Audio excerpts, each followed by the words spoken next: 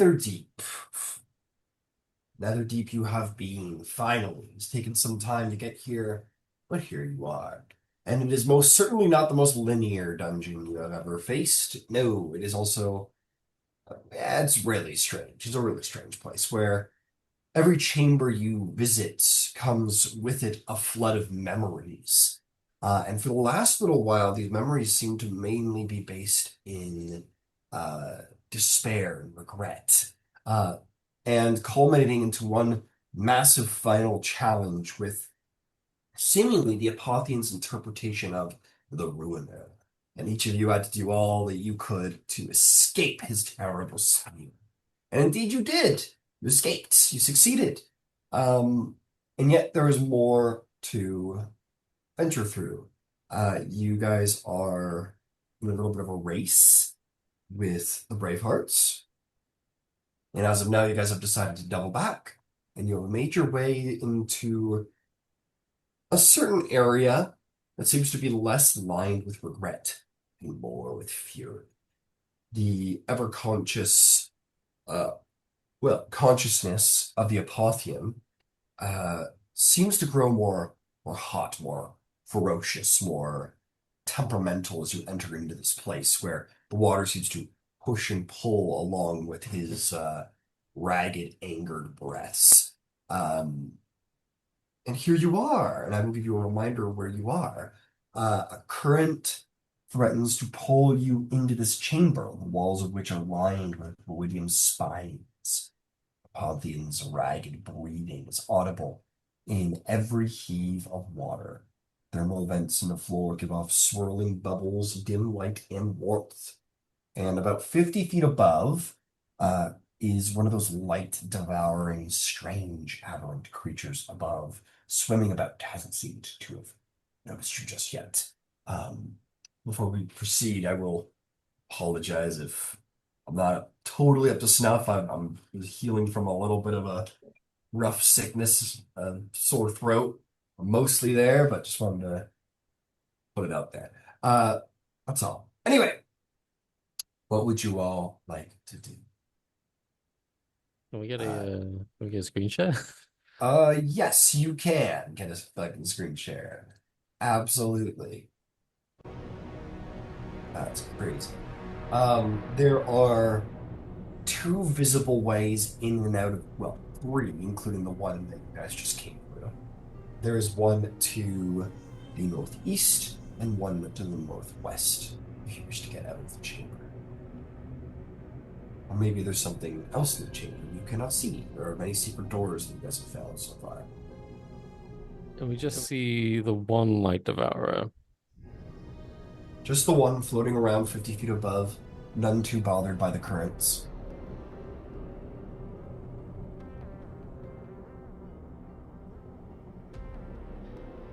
Hmm. It is being pushed and pulled a little bit, but again, seems somewhat okay with it, like sea turtles in a shore tide. I'll look to Prior and Gidget.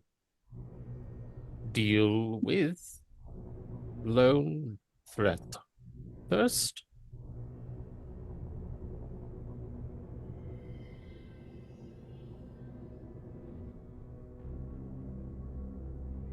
Do believe we have a tactical advantage.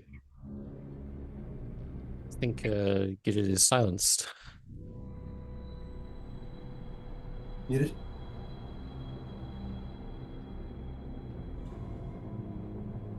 Can you hear me? There we go. I'm sorry. I thought that I'd already taken care of that. I I think I'd rather not leave it behind me. Seeker's got a good head for these things. Whatever you think is best, I got you. And Seeker will sort of swim up to, like, I guess, the edge of this little bit we're on. Yeah, you're kind of like flirting with entering into the current of the room. It's a strong current. The average man would struggle. Okay. Uh, yeah.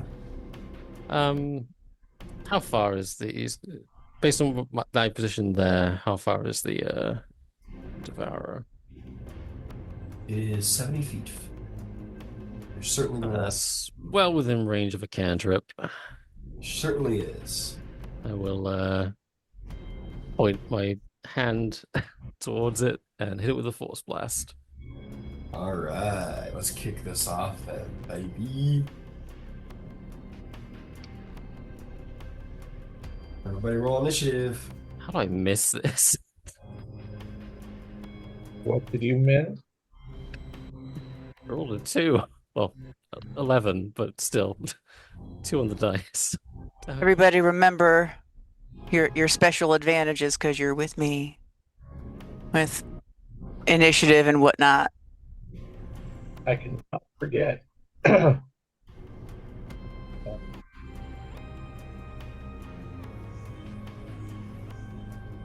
There we go. Wonderfully delayed.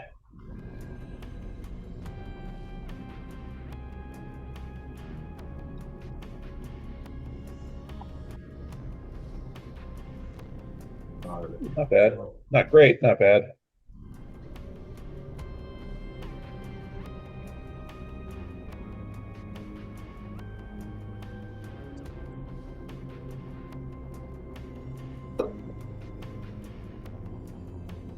Would anyone like to be Coryllis today?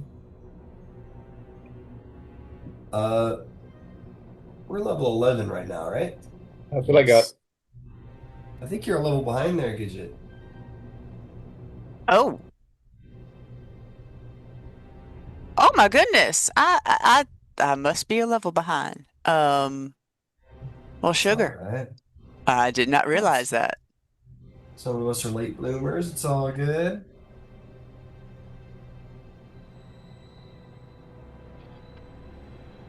Feel free to handle that whenever you want.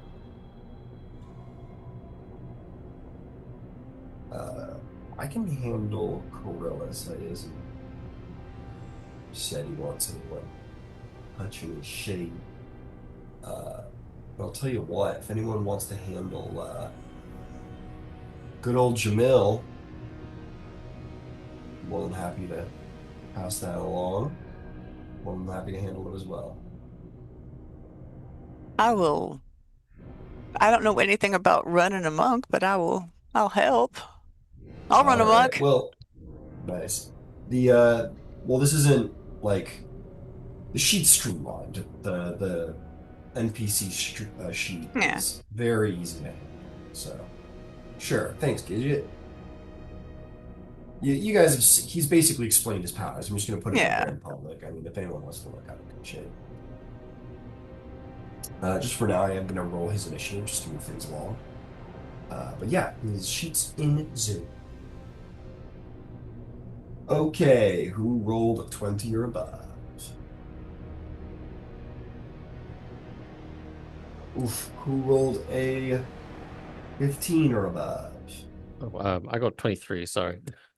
That's all good. What'd you get there, Gidget? Gidget got a 12. I'm rolling for Jamal now. Oh, Jesus. Jamal went yesterday sometime. He's waiting for us to catch up. 25. All right, did a little better than I rolled. Nice. What about you there, Prior? 13. 13, nice. And one more time, Gidget, what'd you get? Gidget got a 12. Cool. All right, then we are good to go. All right. Jamil is to go first. I'll tell you what, though. For the sake of this starting initiative round, we're gonna stick with what I rolled just for the sake of continuity. All right. Online. Just because that means Seeker goes first, and Seeker was the one who popped off the shot. Yeah. So Seeker, go ahead and take that first round, and go for the light tower. It was 11. 11. You start the battle. bullet shoots by. Creature turns and swims and prepares to move in your direction. I'm gonna say I need a. Let's see. Oh no, yeah, the currents aren't so bad. You're good. I don't need anything from you. You're fine. The average man would struggle, but you guys are adventurers. The current isn't going to be of much issue. Okay. Is there anything else? Let's see, bonus actions, don't do anything. I don't feel like using giant stature on just one lone light devourer, so I'll just like stay put. Okay. All right. So that brings us to the most speedy Jamil Alethea. Can Yeah. so it's like way above us, right? 50 feet up from the front, like inside the chamber. You guys were slightly lower. So from Jamil, I put him about central because of his. Yeah, that's also something to note there. He has a fragment of despair, or fragment of. Attachment. Yeah, he has a fragment of something. He's got a fragment of attachment. Yep. And that fragment of attachment this is what I do. Let's see how fast he is. He's got 60 Can't be feet. frightened well within 10 feet of an ally. Disadvantage on wisdom and charisma saving throws while not within 10 feet of an ally. Well, I guess I'm gonna. How far? Okay, it's more than 60 feet away. Shit. It sure is. But he's got brain burn, which would be able to. He does have that brain burn. How far is? You could get there. He can't get there because it only has to be within 30 feet. All right. He will. Swim up to 30 feet. I don't want to stay that far in front of everybody. I'll move 30 feet up. Does that? Well, okay. 30 feet is higher than what I was doing. No. I realize that I'll move 30 feet towards it. I apologize. Okay. Yeah, be a little above your party just a moment. So 30 ahead. All right, that's 30. You're not Cool. gonna be in range of anything yet. It's not within range. Ah, fuck. Bummer. No, that bubble is what you're going to need to be in range of. Like that's All right. you need to be what that bubble in order to. Then I'll go up to the bubble and I'll brain burn. Awesome. Okay. So at 50 feet. Yeah, we're going to say it's 50 feet. So at 50 feet. Yeah, okay. At 50 feet, you get right up to it. Go ahead, brain burn. It's a Oh, DC. nice, very nice. It is a DC 18 Constitution saving throw. I think it was 45 to get it to him. I think there was a more efficient route than what I did. Okay, DC 18. Oh, that's pretty tough. But on a lucky dice roll, it's going to be 21 to save. So we'll take half damage. Yes, you will. So let me roll these 8s. Okay, that's 16, 19, 25. So it's 25. Half of 25 is 12. Half 25 is 12. Yeah. Then he takes 12 points of damage. All right, 12 excellent points of damage. Well done, Jamil. Well done. All right, that's going to be all he's worth for that. He's used 45 feet of movement. 15 left. You want to back up? Get back to Yeah. his friends. Yeah, I think I will. All Thank right. you. All right, we can't quite get close enough for the benefits of the fragment. That's okay. But definitely beginning to get in that direction. Okay, that is going to bring us to Light Devourer. Okay, big question. What are my light sources? How are people seeing down here? I know light spell from Coryllis. He said that every now and again. Prior? Were you gonna do a light cantrip?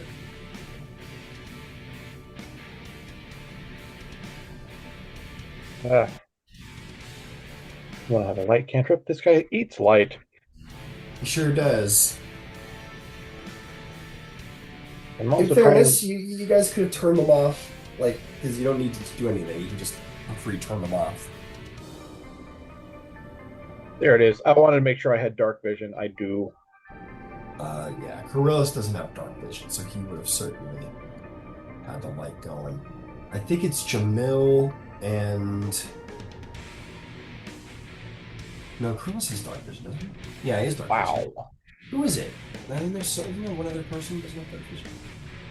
Yeah, that's you there. See you there. So we'll say there was lights on. You guys pop off your lights at the start of combat. You've faced these things before. You know what they do. Okay.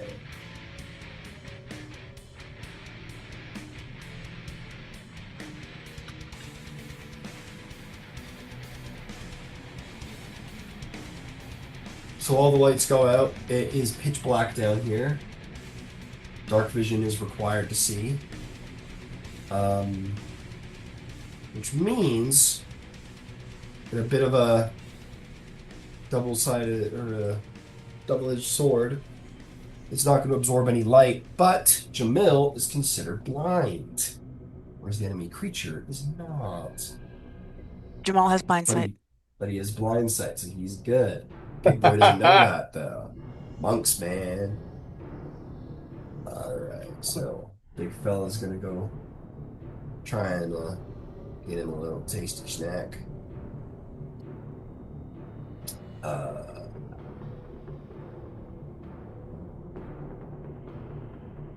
got to be 5 feet. That's not quite close enough.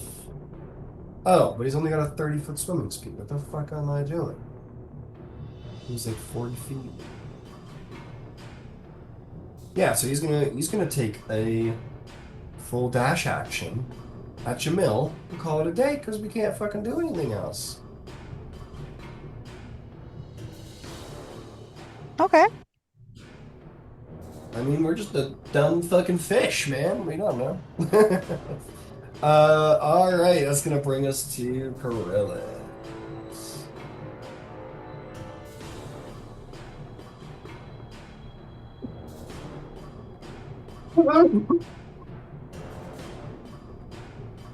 Um.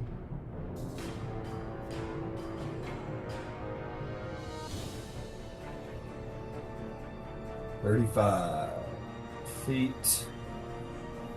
Coryllis can see, because he's got dark vision.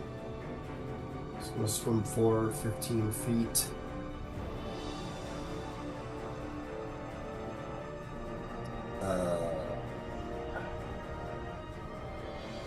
He probably knows how to do this sheet way cooler than I do. We're going to just stick with a ray, just keep it simple, with a nice little ray of frost there.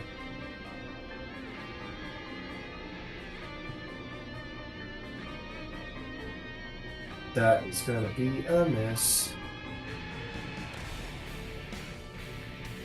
Yeah, that's going to be a miss on a 13, unfortunately. As for bonus actions,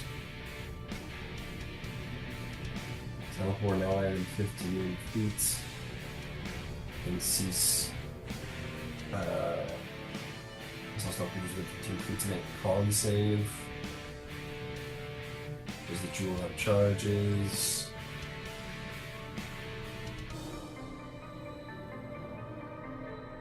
No charges. Alright.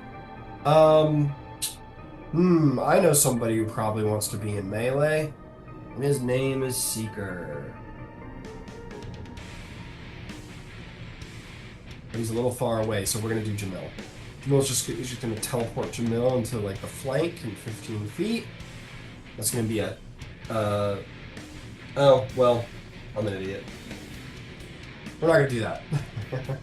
Okay. because the thing absorbs light. And it makes a flash of golden light, so we're not going to fucking do that. Then again, knowing you guys, it's probably going to be dead in the next turn. Sure, let's risk it for the biscuit. Fuck it. It's radiant damage. No, fuck that. I'm done. That's it. That's his turn. I'm going to stop fucking around. Does anyone want to play Coryllis? Like, I'm sure someone can play a sorcerer better than me at this level. I can do it. I've All right, played a cool. sorcerer before. I just need to know. I don't think I have, because we're on separate like campaigns. Technically, I don't have access to the sheet. Uh, he's also got it on private. I think I'm just gonna. Yeah, sorry, I'm gonna run it. Just like I don't know what Yeah, his. that's fine. Or if you want to shoot him a message quick and see if he's like cool with it, then yeah, I don't have a problem with it.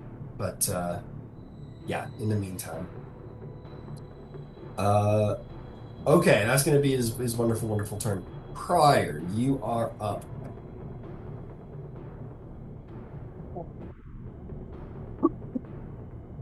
To use the spell slot or not to use the spell slot? I'll get a little aggressive with it.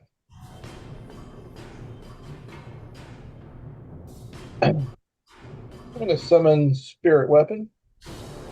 Okay. It's going to be at 3rd level.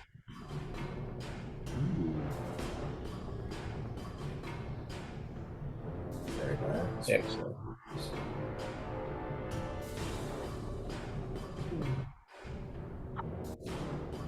We got a 24 to hit. 24 to hit. That certainly hits. Can I get a number? 15 damage. 15. What kind of damage? Force. 15 force damage. Beautiful. It takes it. Well done. I think Pryor took a moment to think about it, like, oh crap, these things. I can't use Radiant, and that's like I can't use Radiant and Fire, that's my kit. And no one said anything about fire. But Well, fire we're does underwater, create so light, fire it's is true. he said fire is tapped. So it's like, Yeah, it's not worth yeah. using a fire spell. Yeah, this is the water campaign. Sorry. That's okay. I can still use a cantrip, can I? Oh, sure. Yeah. Cast Toll the Dead. Hold it dead. I know this. Fuck me, it's rolling. No, hey, stop that. It's rolling way better than it deserves to be. That's an 18. 1 second.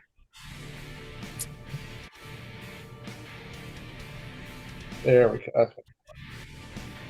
Oh, damn, my cantrip's so scary. That's a 29.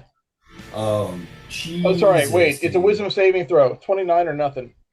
DC 17. Yeah. I rolled an 18. I'm very sorry to say. That was a Okay. good chunk of damage, too. That's fine. It's nice. It's kind of fun to see, like, holy crap, that's huge. Miss. You got lucky. Yeah, he sure as fuck did. I'll tell you what. All right. Speaking of lucky, Gidgets. Gidgets, you're up to bat, my friend. What would you like to do? I'd like to fairy fire them, All right, easily done. and that'll be Dex a save. Dex 18. On a natural one, he'll fail. You get the fairy fire on the guy. Very well done. Great. It might be dark, but we can see him now. It's considered dim light, right? Sparkles. Yeah. It just kind of outlines him. Cool. You see the like red dots along its body that absorb like kind of like flickering, as if they're like trying to quite. It's not quite enough light that it can absorb. Like when you're kind of like trying to put the light switch in the socket and you're not quite fitting it, and it's kind of blinking a little bit, and it's not enough power. Yeah, you definitely highlight it to no ill effect. Incredible. Well done. Anything else? No, I'm good right here. Beautiful. All right, Seeker. I gotta guess what you're up to. You're up there, Seeker. There we go. I will. I mean, may as well swim up to it. I can't see anything. Oh yeah, you're fucking. Oh yeah, you can. The creature's been fairy fire, so it's Oh the yeah. only thing you can see. Wonderful. In that case, I'll swim up to the one thing I can see. All right, 20 feet. Oh hey, Jamel, I didn't see you there. And you have advantage on it. Wonderful. 28 to hit. Oh yeah, Right. That is 11 force damage. 11 force damage. Beautiful. Second attack, Second attack. 25. That will hit. Another 7 force damage. Ooh, excellent, excellent. Um, well done, well done. Working away at him. It's starting to look pretty roughed up, pretty roughed up. Excellent. Speaking. Oh, is there anything else? No, that's all. All right, well done. Speaking of people who can't see well in the dark, Jamil's turn. Good news is it's in melee and it is visible with advantage. What would Jamil like to do? I'd like to hit him a number of times. All right. Let's advantage. see. You make 3 force strike attacks, it looks like. Yeah. Oh, wow. All right.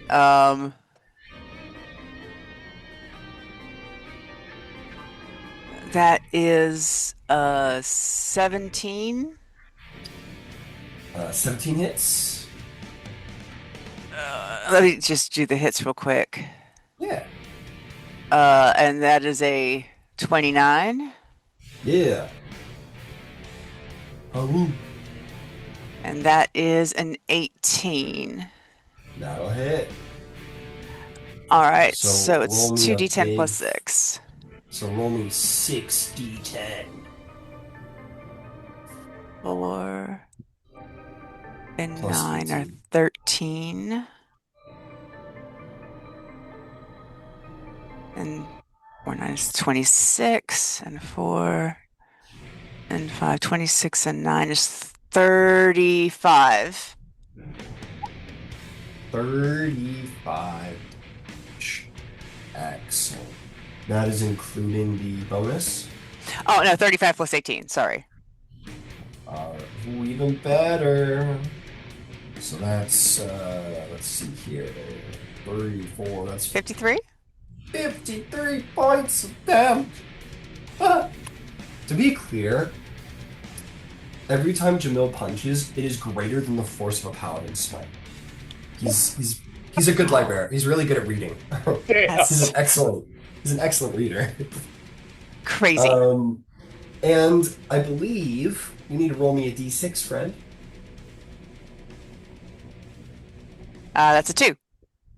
All right, no brain burn this turn. That's been spent. But yeah, punches pretty hard. Woo! Literally probably above his weight class. Incredible to see. I love monks. That's gonna bring us to, in fairness, he's a bit of a okay, that brings us to the Light Devourer, who is not getting away with anything with this party. Damn, it's almost like these guys know how to fight a guy like me. You're gonna try and take a bite out of Jamil, who just hammered him. That's gonna be a whopping 13 to hit. You better watch out. And then doing what any creature would do logically if it didn't hit the first time. So you try and hit the other one. I'm sure all that metal won't get in the way. That is that's a 15. Does that hit? Not even close. Not even close. Jamil, using the water to like maneuver himself around and away from the bite. He gets annoyed, turns over to you, Seeker, and just starts like all of these pincer teeth just start cracking and snapping across your armor as it chomps down on you, and you're just like got your arm out like it's a fucking tiger. But it's not. It's you. And it has no light absorbed into it, so it can't fucking do nothing. That'll bring us to Coryllis, who's not going to make a bonehead move like I tried to do last turn. But And feel free to give me some input what you think Krell should do. By all means. Let's see. He likes his Sorcerer's Bursts. Why not do a little Sorcerer's Burst? Everything seems to be well in hand. Nobody's going to start burning sorcery points. And he's a swift swimmer. That fella. I'm going to swim down and under. So down, under. So it's right beneath it. Do a little Sorcerer's Burst. You're going to have advantage now, thanks to Fidget. We avoid a nat 1, which is super great, and instead we get a nat 20! Yay!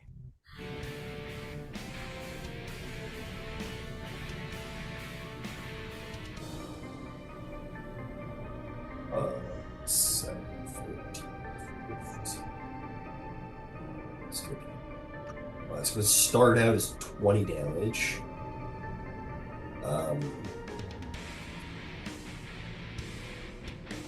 Oh, if you roll an 8 for the spell, you can roll another 8 and add to the damage, which I did. Cool. This is a cool spell. 4. So 24.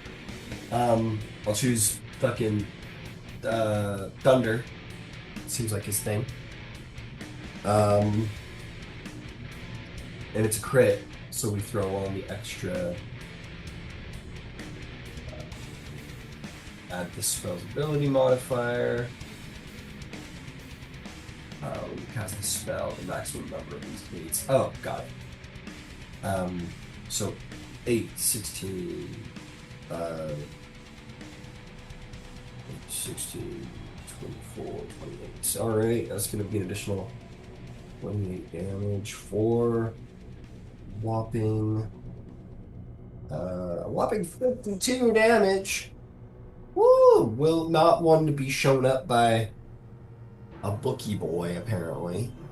Curlis just does the fucking shh, and a bolt of thunder will shoot up and chop that fucking thing in half. Sashimi is on the menu, baby. And that will be that. And as it dies and sort of floats around, those of you with light cantrips like Curlis and Crier, those can go back up. There's something else worth noting. The moment that creature dies, current in the room begins to intensify. Combat may be over, but it's starting to be pretty intense in here, and it's quickly growing worse and worse. What do you do?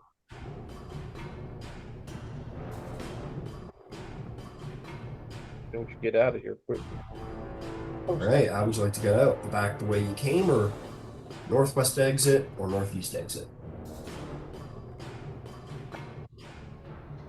Perhaps whichever exit is closest to us? My instinct says go back the way we came. Alright, back the way you came. Jamil can get back easy enough, he's fast as fuck. I have a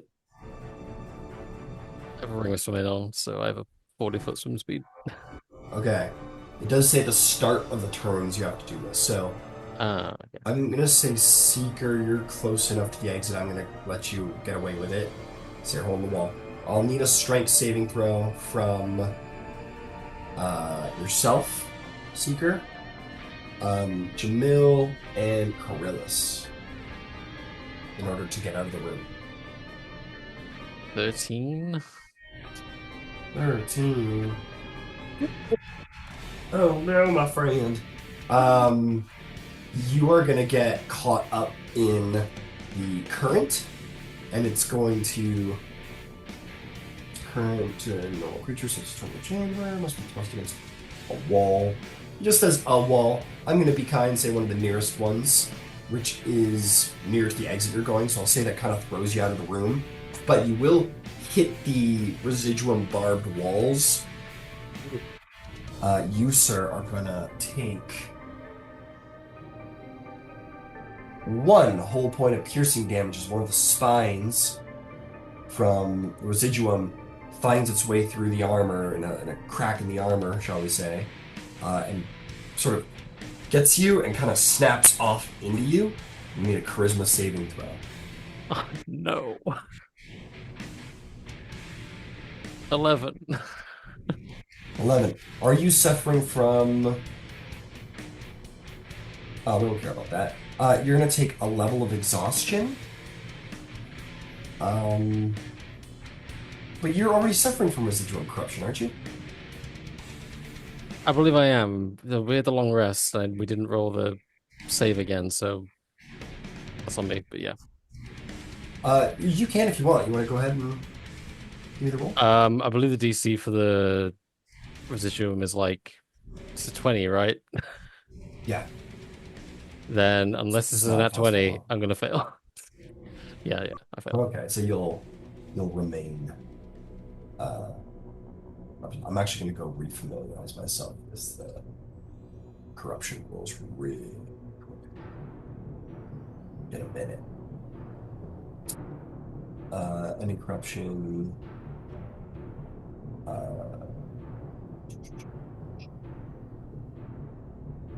Okay, yeah, don't remove it in that way. Yeah, it doesn't reduce physical silence, decreasing levels of exhaustion. You can sleep off exhaustion. Anyway, it doesn't matter. So you will still have your red rash on your Okay. arm. Yeah, but you do have that point of exhaustion, which has Got it. just been added. Okay. How did Jamil do? Did Dirty 20. Jamil manages to fight the tide well enough to be able to escape the room. And as for good old Coryllis, I already rolled it over there. Coryllis ain't a strong fella, but he's got charisma. He will resist the effects of the residuum while taking 9 piercing damage. So he hits like a particularly barbed wall, and then is able to like get out of it. And with that, I think our initiative kind of truly comes to an end as you guys flee the room.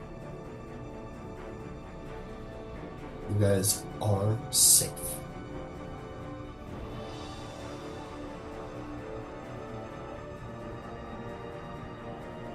Well, that was exciting. Ow.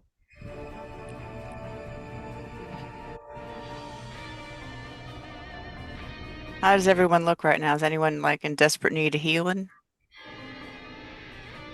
Not from Coryllis. He is like pulling like like pulling little barbs out of his side. But he's okay. It's glancing though. See, because a slight expression of irritation, but otherwise it's fine. He's doing the doing one of those.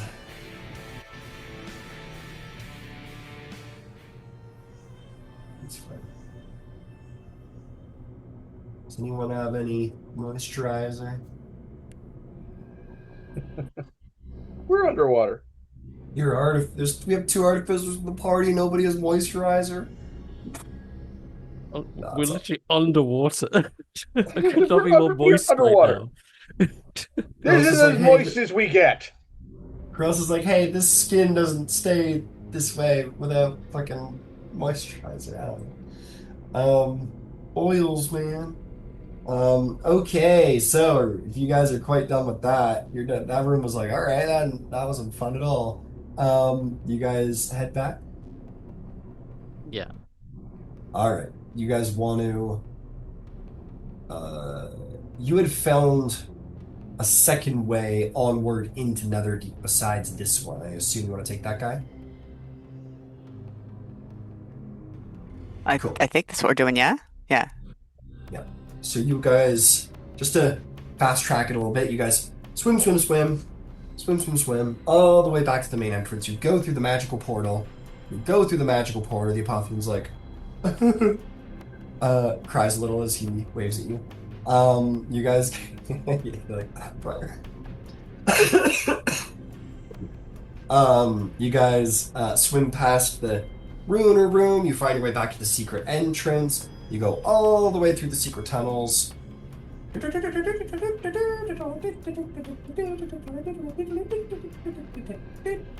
Anyway, you make it. Woohoo.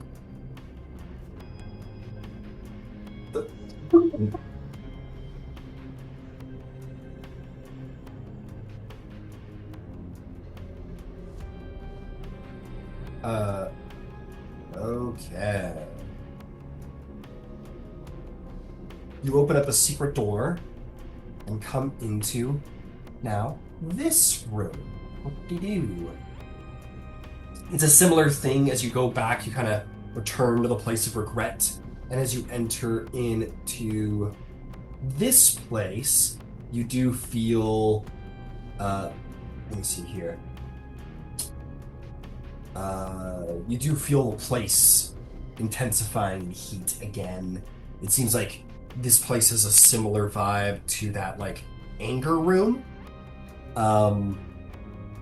Yeah, definitely, like, thermal fissures in the floor.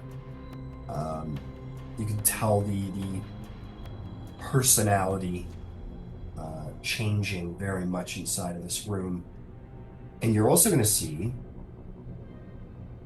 holy fuck, floating 20 feet above the floor in the middle of this chamber, rotating slowly on a slight tilted vertical axis, is a ruidium spear, or excuse me, sphere, pockmarked with crater-like indentations. This moon-like sphere is not quite 50 feet in diameter. Two giant sharks, their mouths, skin crusted with ruidium, swim around the moon's equator in opposite directions. Thermal vents in the floor heat the grotto and bathe the lower hemisphere of the moon in red light. It looks almost like the entire moon of Ruidius is in this room.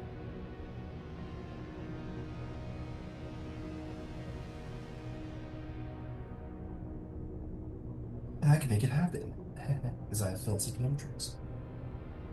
Oh shit, it's already here. Cool. But mine's really cooler, so I'm good.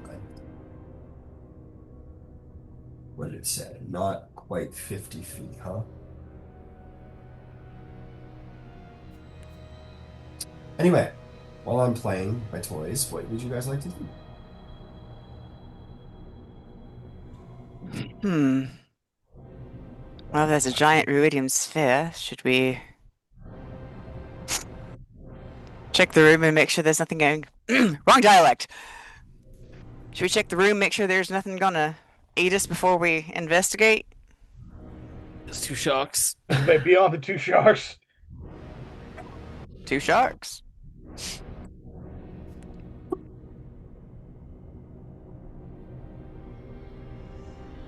I will take this opportunity to hit myself with Intellect Fortress. Intellect Fortress? Yes. It gives Very me nice.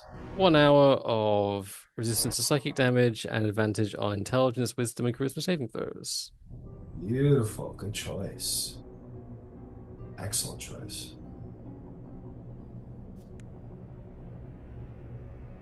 All right.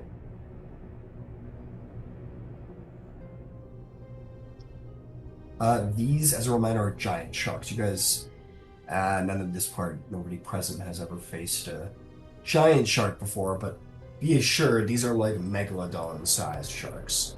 And with the residual incrustation, they'll look like friends.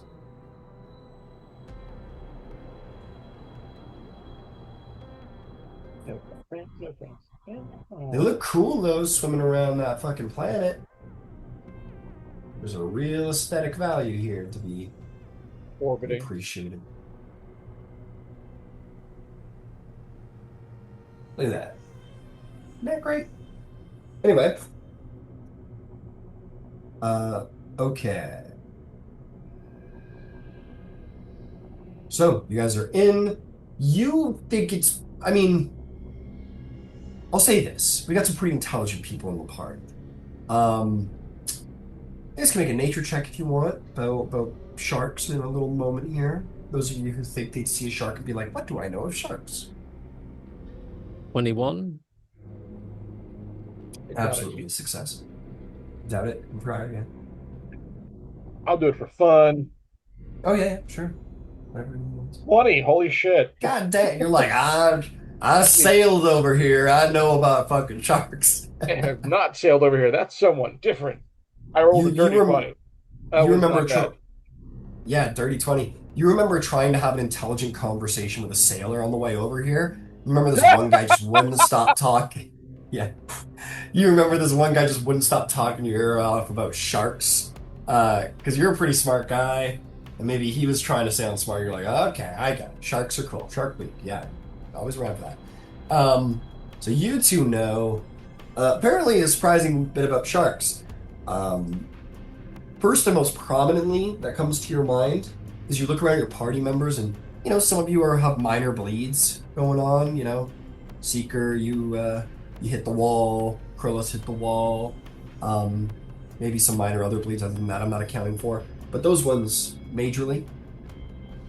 You know that sharks can smell blood very easily, and they hunt it down like bloodhounds. But they are not leaving the moon. They continue to orbit the moon beyond the normal characteristics of what a shark would do. And additionally, why the fuck would sharks be circling a moon? So there's clearly something going on here a little beyond the normal of shark behavior. You think there's a chance that even if you were to get right near them, maybe they wouldn't come to you, or maybe you don't think these are normal sharks, so they're not doing normal things that sharks do.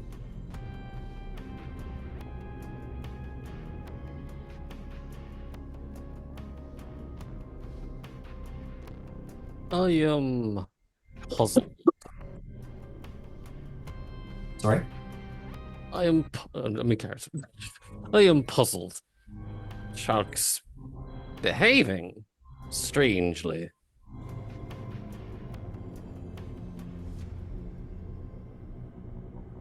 I forget. Are they like ruidium encrusted? Oh yeah, Thought so. like the one that you fought back in Kelmar. Oh, goody.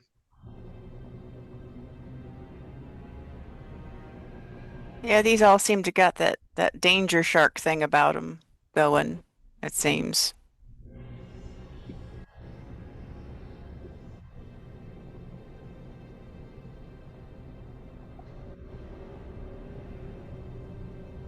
I take out my forced militia. Shall we? We shall. Hey, charging on up in there. Time to swim on over. Okay. You guys start swimming. We'll say it's Jamil or Corellis or whatever, one of our more comfortable underwater or faster individuals. The moment you guys hit 15, 20 feet, I guess. The moment that one of you hits 20 feet on a move here, you're going to see dozens of bloodshot eyes open on the face of the moon. Like completely surrounding the moon on all sides. There is going to be, you hear a door open in the room.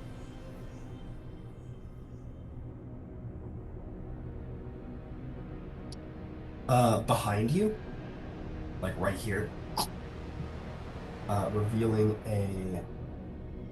a little hidden chamber way down here. Yep, here it is. Nope, that's not what I wanted to do. Sorry. Lots of boxes to unlock. And you see like the light of another one of those fragments kind of coming through the doorway. The sharks stop circling the moon and start coming towards you. And lastly, before we kick off this combat, I need everyone in the party to roll a wisdom saving throw as you look at the eyes on the cursed room.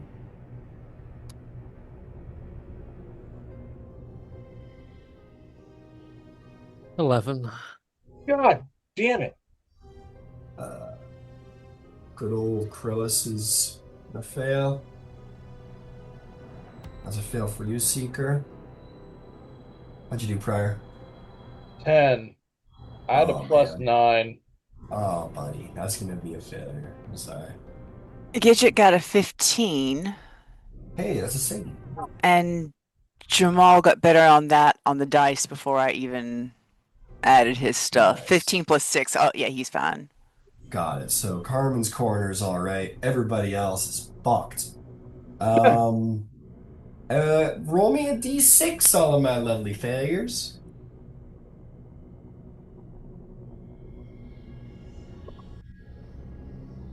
5. 5. Okay, I'll start with you. You hear in your mind Lexian's voice. Embrace the malice that swirls deep within your heart as it does within mine. And you can't take help. You can't take the help action, nor can you use a spell, magic item, or class feature to restore hit points or grant temporary hit points to another creature until the curse ends. Okay. Well, that's Could be bad. worse. That could have been worse on someone else. When did you get there, Basically, Prior? I'm That could have been. selfish. That would have sucked on me. Yeah, I would have sucked on Prior. What did you get, Prior? I got a 1. Hey, you didn't get that one. In your mind, you hear, those you love must die for your greatness, and believe me, I feel your pain. While you were within 30 feet of, within 30 feet of you, your allies have disadvantage on saving throws.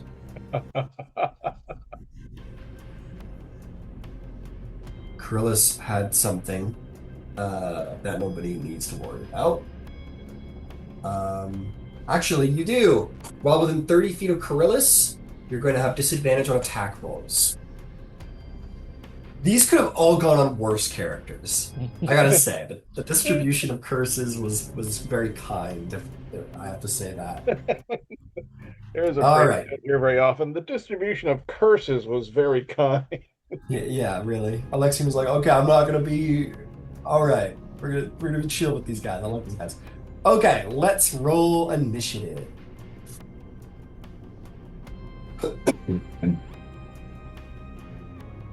Imagine as usual, Seeker, you'll be at the front. Indeed. All right. Fast acting this time. I can post those effects if you want. So I'm gonna send you your curse seeker. By the way, your curse is known as the Vortex of Malice. Just to keep Ominous. things fresh and cool. Seeker. As for you there, Mr. Pryor. Yours is known as Agent of Doom. The Agent of Doom.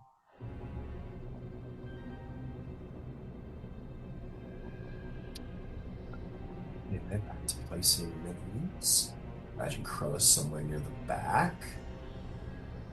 Jamil, given his fragment, somewhere near the middle. We'll put him more towards the front because he's a melee guy. So behind Seeker, and we'll put you nice in the middle, kitchen. That sounds perfect. Excellent, good to hear. Sharks in there, and let's do some rolls. Mills, not my problem.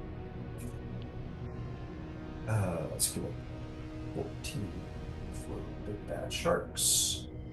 Who else is gonna roll? Big bad. You rolled really goddamn good.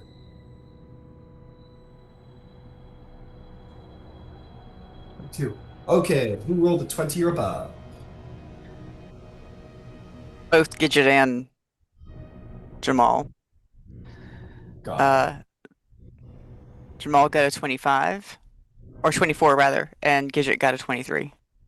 Excellent.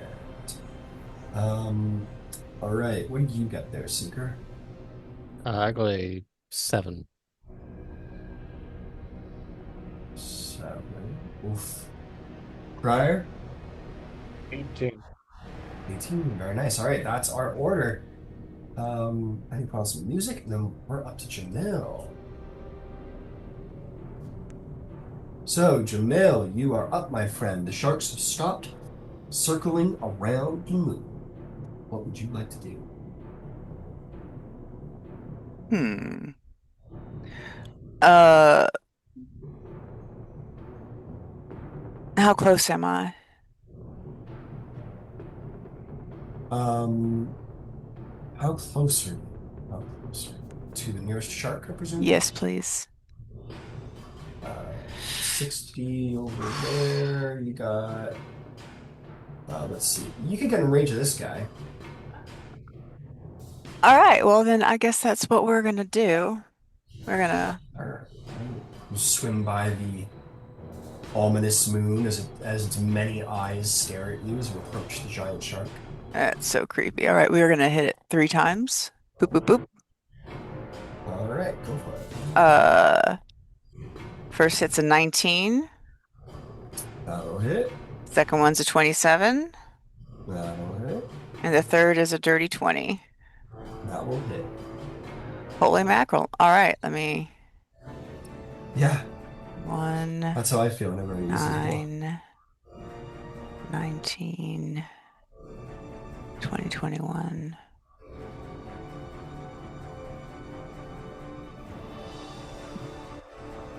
47.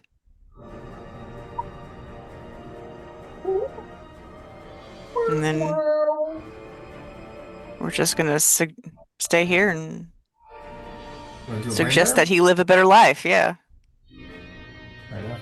You could do a brain burn, or you could wait until the other shark comes to try and play nibbles with you, and then you could get both. Yeah, But you might recharge next turn too, so you can risk it.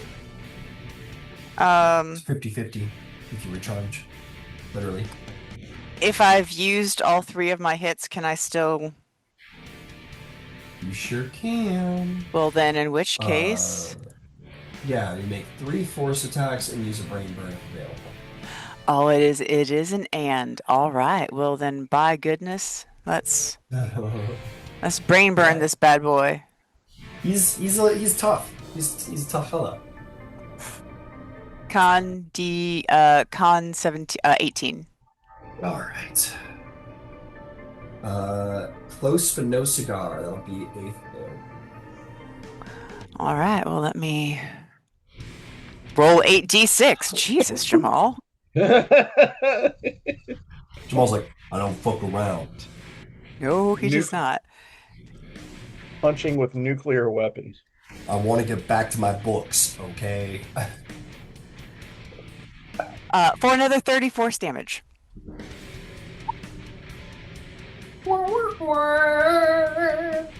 With the leader of the order, he's like, God, I hope Brad isn't fucking up the organization for books in my library. While he's doing this. Okay, excellent. Well done, Jamil. He does not feel like a CR10 to me, but well, whatever. Anyway, good job, Jamil. That'll bring us to Gidget Glitterball. Gidget Glitterball. 50 points. Gidget Glitterball. What would you like to do? Oh, I can't. I don't know that I can get that close to any of them. So I will. Well, you could start. I will move my 30 feet. I will swim my 30 feet of swimming Going in Jamil's direction. in Jamal's direction. Yeah, I will. And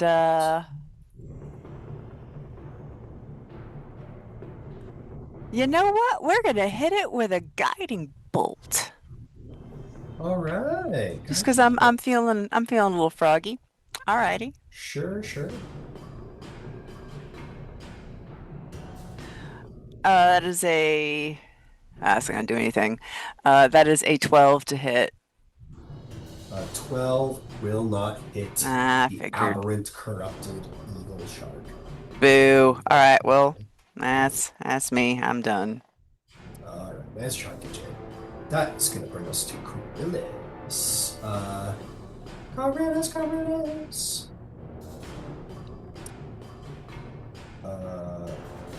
Da da da da da. I can swim so far. Yes, I can. Okay.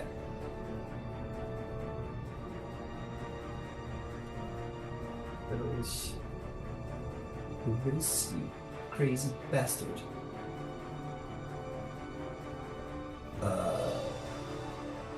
Yeah, he has charges from activating it, doesn't he? So he hasn't done any. I'm not going to do any yet.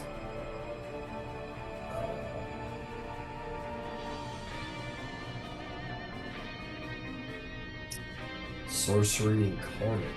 Use the sorcery.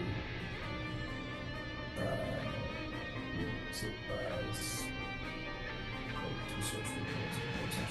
Okay, cool. Set control of the weather around you. Oh, cool. I can control the weather. That doesn't help me at all. Okay. We're going to do this super cool bonus action Jewel of Three Prayers thing.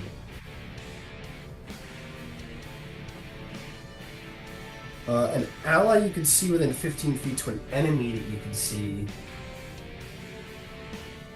Oh, it's real short range, isn't it? Okay, never mind.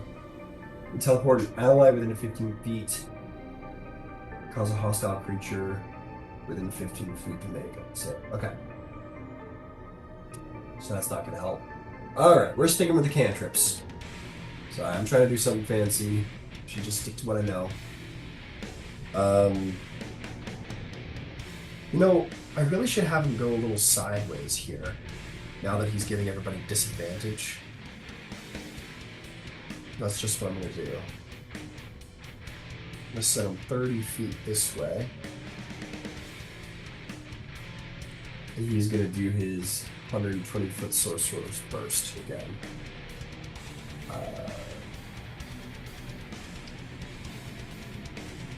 Yeah, it doesn't say anything about him, so he's good. So he'll take the attacks. Ooh! Fuck me, another nat 20, baby! I'll take it. See, I just have to be PCs, and then I get to roll nat 20s. I rolled double 8s, so 8, 16. Let me roll those again. 8, 16... 18 is 25. I get one more. 25 is with 2. 27. That was 1, 2, 3, 4, 5. That was 5d8. 8, 16, 24. 38.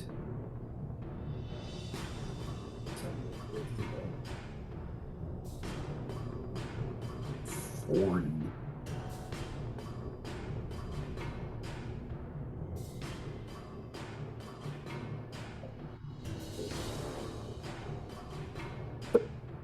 Sorry, just taking a second to tabulate here.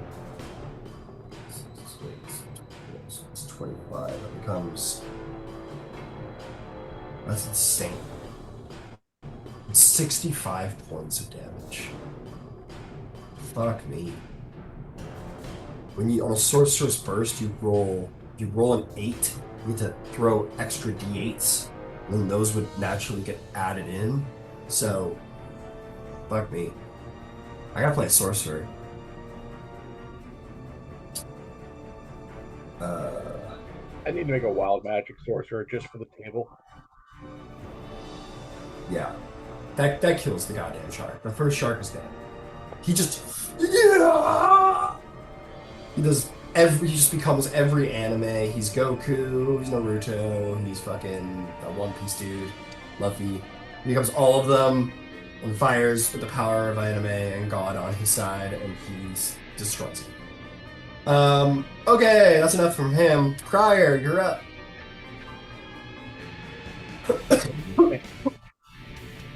Stars, I need to get like 30 feet away from people. You don't want to be around me right now. All right, you want to swim like 30 feet, like this way, like away from the party? Believe so. All right. Where's that other shark for my view? Right there, he's visible to you. That is 65 feet. Ooh. Or, sorry, 60 feet. He's a big guy. Perfect. Oh, hell yeah. Like everything I've got is 60 feet. Perfect. I'm going to drop a spirit weapon in his face. Sure. That's good.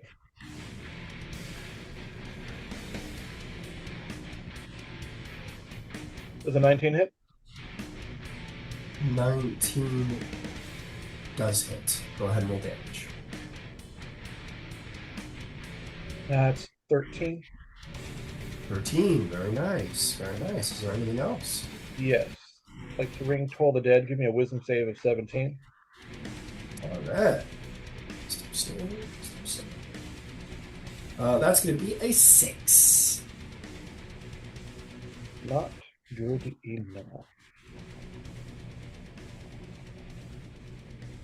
That'll be 21. Bell tolls. That's great. Damn. That's great. We love that. Okay, well done. Blood drawn. Is there anything else? That's right. it for me. Then it's gonna come and get you. I'm gonna get you.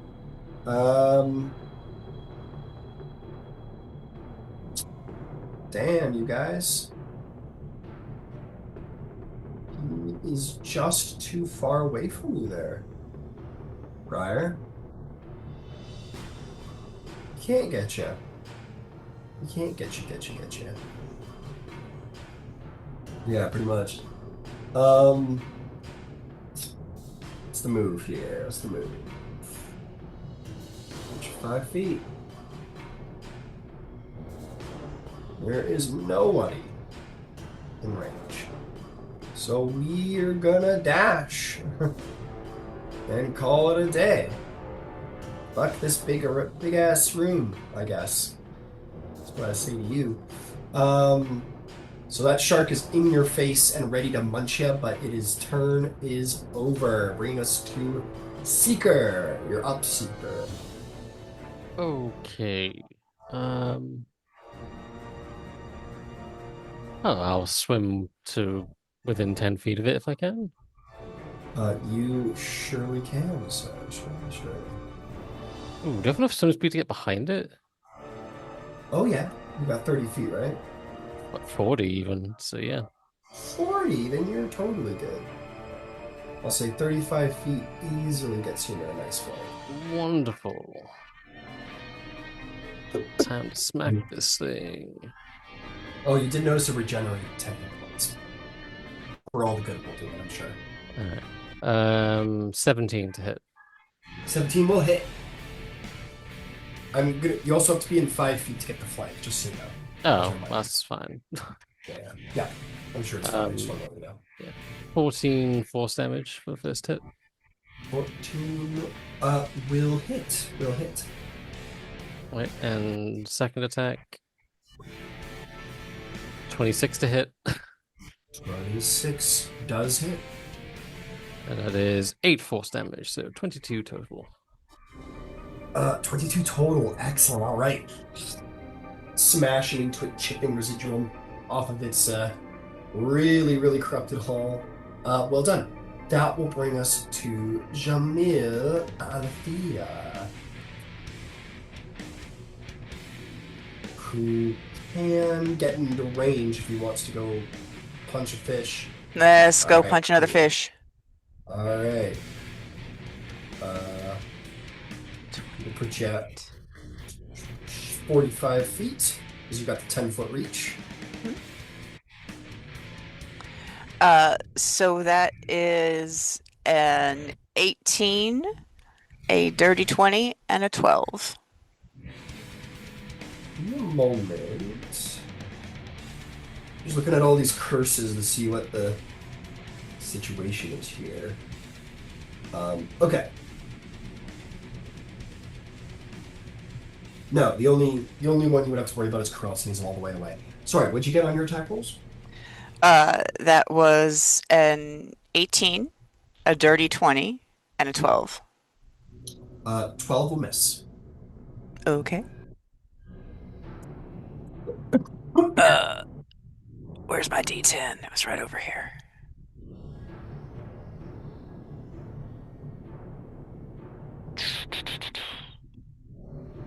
This room's too big.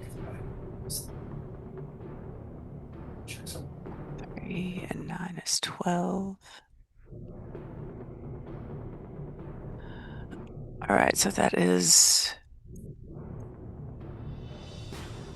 28, 29, 30, 40.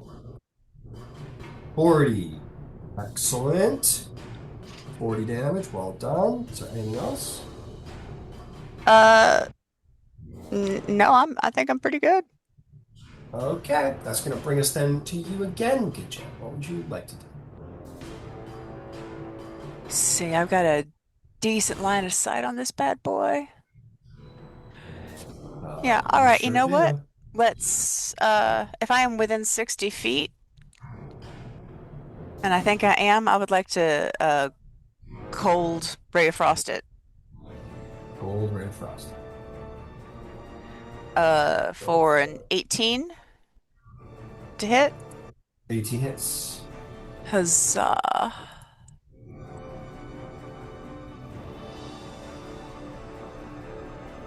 For 11 frost damage, and he's swimming 10 feet slower. Understood. Alright, he's pretty bloody. He's not down yet. That's going to be Coryllis.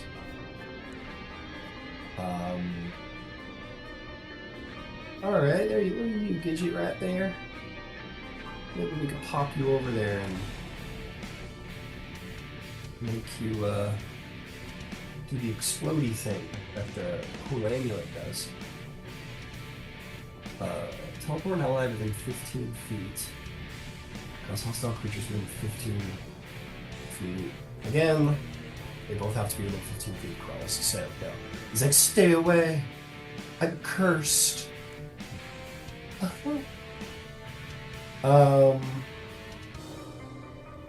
Fuck it, if it ain't broke, don't fix it. I'll throw another Sorcerer Burst. Well, that's 2, so 10. That's not gonna hit. That's that. That's fine. Briar, you're up. Can I You're get melee away of from this it? guy? And I need you to roll me a Wisdom saving throw, and I need you to roll it at disadvantage, I believe, because of. Oh no, you're the agent of doom, right? Yes. So not you, but you do need to make a Wisdom saving. Come on, better than last time. Better than last time. Nice. That's way better than last time. Got that? You 28. feel, yeah, I got it. You feel the psychic maelstrom of this creature as it's near toward you, but you are resolute in the face of it and take no damage. What would you like to do? Can I swim away with it without causing opportunity attack? If you take the disengage.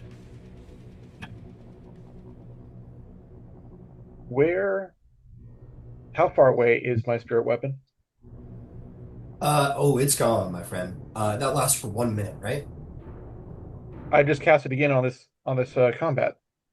Oh, did you? Yeah, Oh, cast a new one. I missed it. I upcasted a 4th this time. Oh shit! All right, my bad. I missed it. It was Cool, where the plan shark attack. originally was, so I don't know how far the shark traveled. Yeah, that's a good point. It moved up to you, so your sword. Yeah, it's not going to be in range. You can start moving it towards it though. It would be Yeah. like over here. It needs to Just is 20 feet to travel. So, bring it closer is all I want. all right, closer it goes. I can't use it now, but I can use it soon. All right, I'm Yep. not going to disengage, but I am going to toll the dead again. Wisdom saving throw. Some saving throw. 6 to save. Pathetic.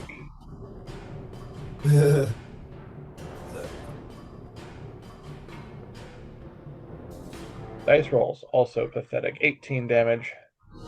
Hey, that's still a decent chunk. This thing's barely standing at this point. Well done. If there is nothing else, that'll bring us to the corrupted shark, who regenerates 10 hit points as his corrupted hide sort of coats over the wounds. Seeker, Prior, are either of you missing hit points? I'm missing 1 hit point. Hey there, fella. A It single loses hit point. all interest in Prior. And looks at you, it goes with its fins. And it's gonna try and take a big old bite out of that.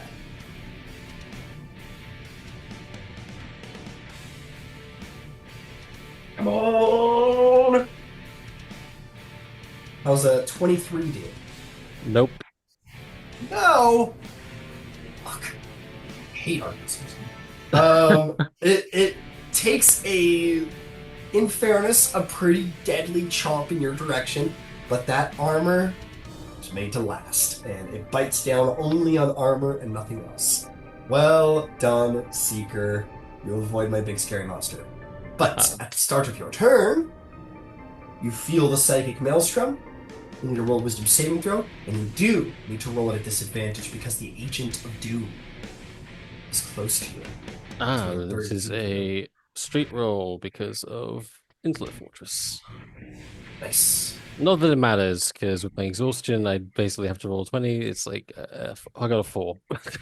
A 4. Oof. Alright, you, my friend. It could be worse. You're only going to take 6 psychic damage. Ooh, reduced to 3. I'm resistant. Nice. Well, Okay.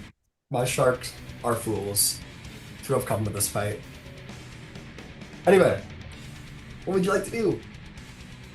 I'm gonna hit it with my What? big force club. Yeah. 16 to hit. 16 will hit. That's 14 force damage. Very nice. 14 force damage, and it is hanging on. One more solid blow will probably do the job. 12 to hit. 12. You have advantage on this as a reminder. Oh. Flanking. Nope. Still 12. Oh Aw. man. Did you roll advantage on the first strike? I did not. Well then the second roll you made in that sequence was the advantage. Okay. So you get to roll again. There we go. 26. Yeah, go ahead. Roll some Yeah, damage. 14 force damage. Alright, how do you want to do this? How do you want to kill the corrupted evil shark? It's got like its jaws around the armor, and Seeker kind of just shoves that arm in and then turns on the force demolisher. Oh, that's sick. That's sick as hell. I can't lie, that's sick. Alright, it's biting down on your shield. You shove your arm in. Jamil goes, "What are you doing?" And then you just click the button and its head just like contorts into a shape it's not meant to be. Its eyeball like pops out of its socket. It's a huge shark, but it's enough that it like crunches its brain for sure. Blood just like this mist of blood as it just floats away and down. Teeth kind of shoot out of its mouth in different directions. Jamil catches one. He's a monk. And that will be the sharks. Dead is dead.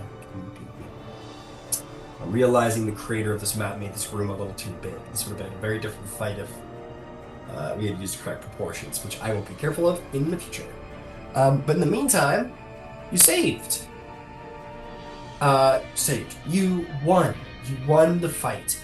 Some of you are cursed. The eyes on the big moon have not gone away. And there are, as far as you know, one.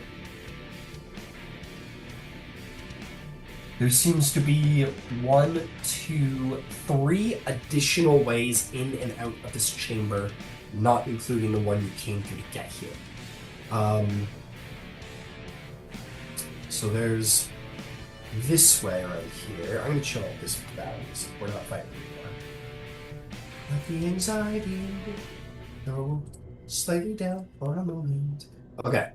So there is a southern exit. There is that way that opened up when Planet grew all of its eyeballs, and there's a way out of the room to the north. As a reminder, there may or may not be secret doors in here. There probably are. Your characters are probably innately beginning to start to suspect. Most rooms seem to have them. But you don't see them now if there are. So, what would you like to do? Um, head to We're the also door that cursed. head to the door that like opened up into the little mini chamber. Got it. You go to the secret door. You make your way through, and you are going to see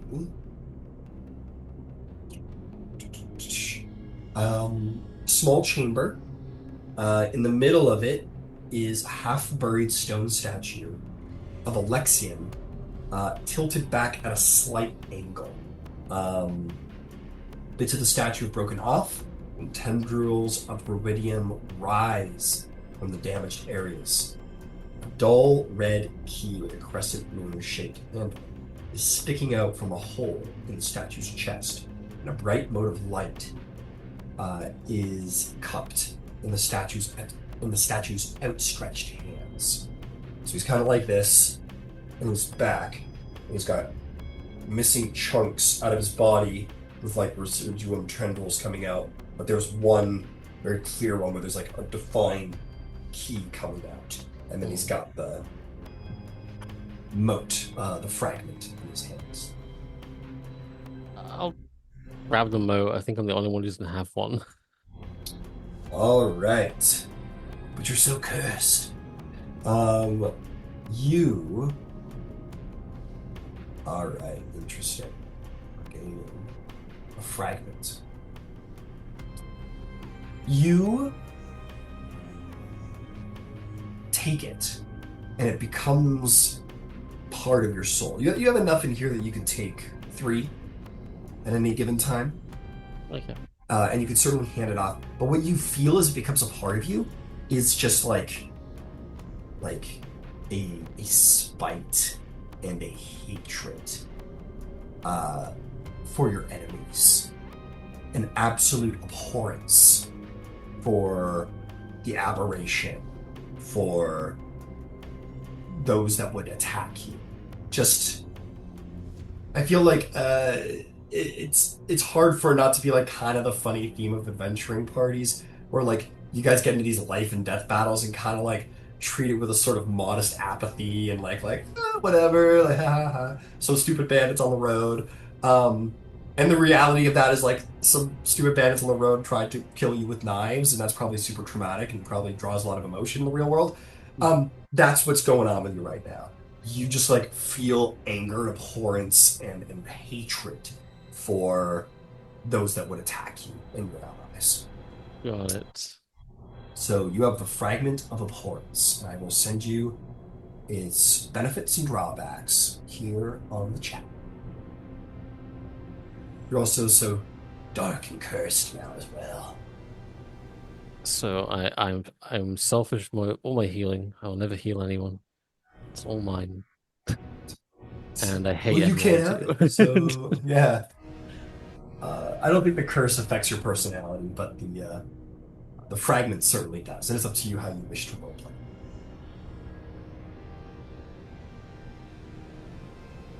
It's very funny that that's the effect it has. Where I already have like displacement anyway, so this is just improved upon what I already have. Yep. It Okay. kind of fits. Kind of fits. Yeah. I will I'll look at the key.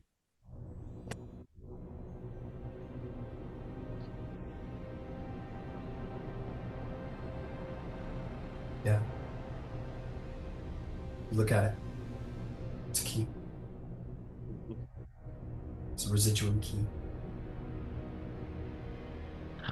It's made of rusty iron as opposed to residuum. I'll try to dislodge it. You grab it. Yep. It is not dangerous to touch as your hand wraps around it. Is fine. And with just like some careful jiggling, it eventually frees itself from the residuum. It still glows though. It sheds a 5-foot radius dim light. It isn't made of residuum or has any residuum on it, but it is almost like it kind of absorbed the light of it a little bit. But again, Okay. there's no negative effects as far as you can tell. So you Great. may add that to your inventory. I guess just like glowing key.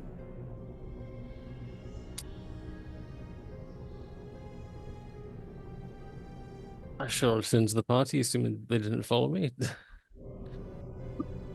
Fair enough. What's going on with the rest of you? What's going on with the rest of you? Gidget would like to look for other entries and stuff since there have been hidden spots. Yeah, you take 10 minutes, you look around the room, you may make an investigation check. I will say Jamil will be happy to provide the help action with advantage. Oh, lovely. Oh, Because wow. the two of you aren't cursed, so. Huzzah. 33. 33. She rolled a net Um, 20 and has expertise. So, Very nice. Nice. I will say this that it's becoming pretty consistently the DC that I'm just going to tell it to you. The DC for finding secret doors around here is 20. So you do find a secret door, just a little bit down this passage out of the room to the south, like literally like 10 feet down the passage. It's no great journey, but nonetheless, you do find a secret door that leads to another larger room, which you, I assume, do not enter without the aid of your party on the other side. But you no, do I find a will. route. Yeah, it's good. I'm gonna make note of it and go back and report. Let everyone know what I Fair saw. enough. Fair enough. But yes, you do find a rather large chamber, comparatively. Not exactly a secret room, but like a secret chamber.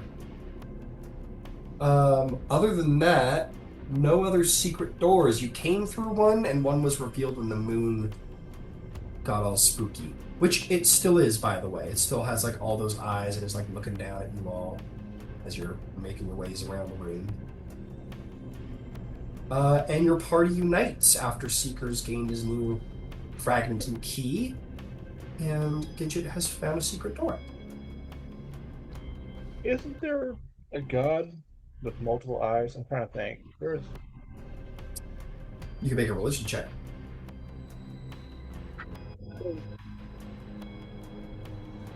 18. Typically associated with prayers, gods associated with many eyes. It is often thought that the Spider Queen is considered an all-knowing god because she can see and hear through every spider, and there's always spiders whether you see them or not. But she isn't typically associated with someone with many eyes. There is Tharizdun, the god of madness, who is sometimes depicted as just like a mass of endless eyes and teeth and tendrils and blackness. That's one. And I think, though he's probably not considered a many-eyed god, there's probably some depictions of Torog, the Crawling King, who is sometimes depicted as like an insane, like worm man, centipede man, that might in some depictions have many eyes, but it's not a very common representation. This isn't very consistent with a particular god, but yeah, there are absolutely betrayers associated with like many eyes. That isn't beyond possibility. The hales is So I didn't quite hear that. what in the hales is that thing? Trying not to look. They blink like not together, but they just watch you as it slowly turns.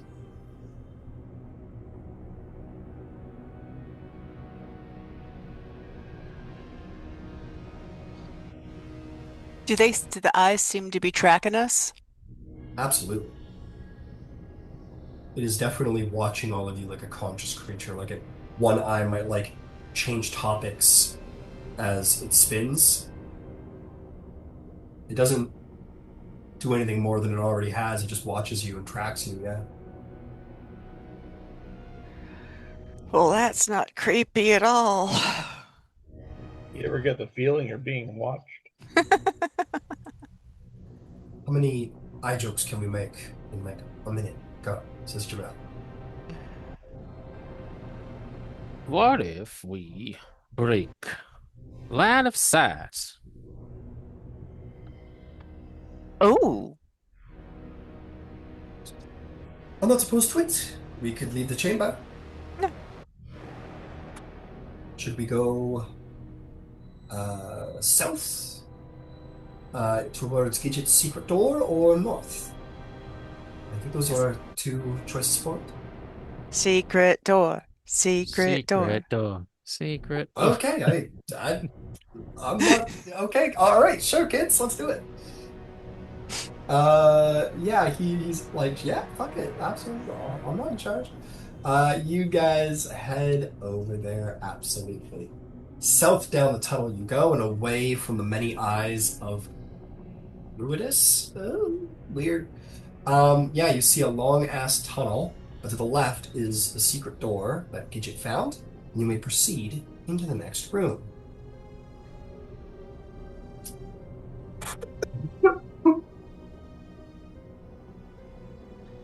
No. You look inside. I want to check something real quick. I keep hearing something keeps getting referenced. I want to make sure I'm not. Oh, yeah, okay. So that makes sense why we have not done that yet. Yeah, that makes sense. Okay, sorry. This You trying to figure out why you hadn't killed us yet? Not quite, not quite. Just normal Wizards of the Coast, overly confusing, redundant bullshit. Okay. Thermal vents in the floor heat and illuminate this 30-foot high oblong cavern. The residuum veined walls expand and contract in regular pulse, like the beating of a heart. A ruidium archway on the far wall leads to a darker chamber.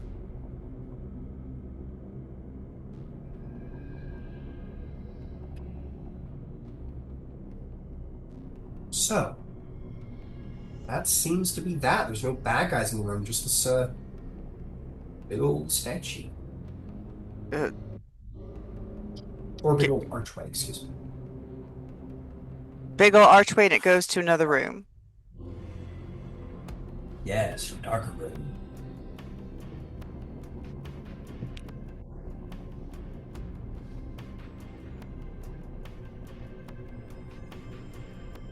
We want to like throw some light into the darker room and see what bubbles up at us before we just jump on in. If you have the means to, by all means, go for it. Keep in mind, every room you go into is technically pitch black until you guys come in there with your lights. Well I'm then, pretty sure. I mean, we'll double check that actually. I will leave it to the group if we want to go in this room or go in another. Yeah, everything's considered dark other than residuum pockets, the constant residuum pockets on the wall that are like considered like very dim light. So everything is modestly illuminated by dim lit light, but not enough to be visible.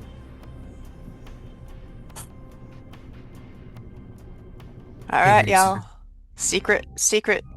Secret thingy cave or elsewhere? Secret thingy cave. Secret cave.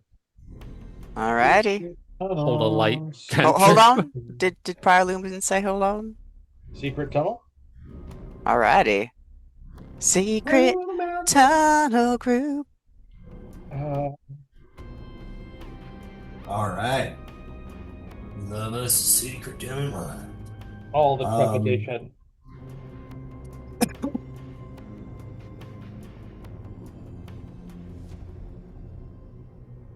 This pit is devoid of thermal vents, and the water here is cold and dark. As soon as you pass through that archway, it is a strange immediate change in temperature, chillingly so. A few tendrils of residuum cling to the wall around the archway, but within the darkness, you see a small, pale white light hovering 6 feet above the ground in a crevice to the north.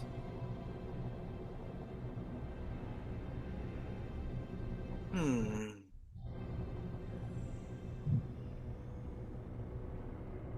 All right. Jamal's got one. Gidget's got one. I think Pryor's got one. I think Seeker's got one. So I do not have one. you do not have one. Does Coryllis have one? Chris has one. Sure does. Coryllis has one. All right. Well,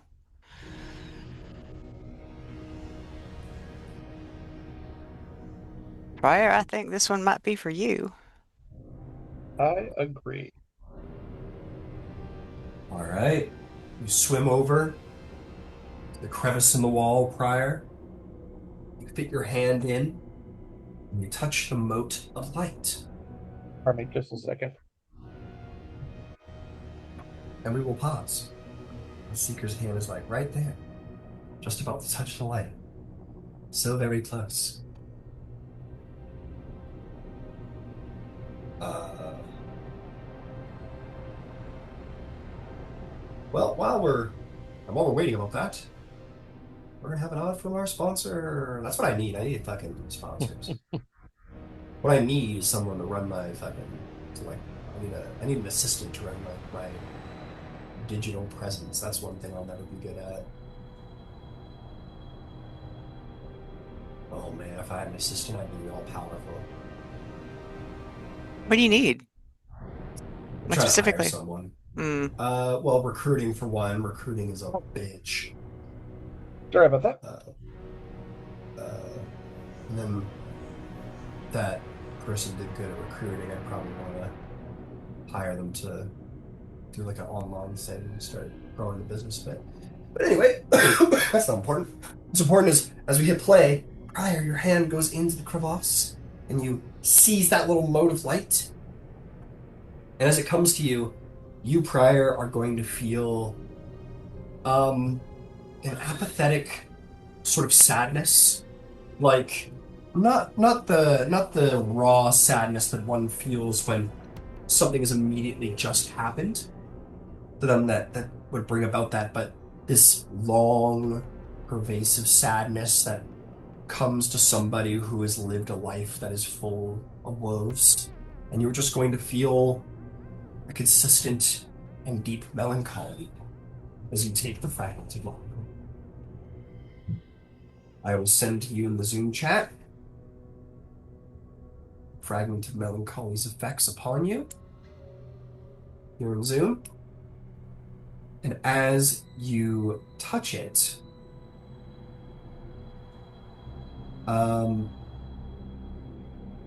three very strange insect-like creatures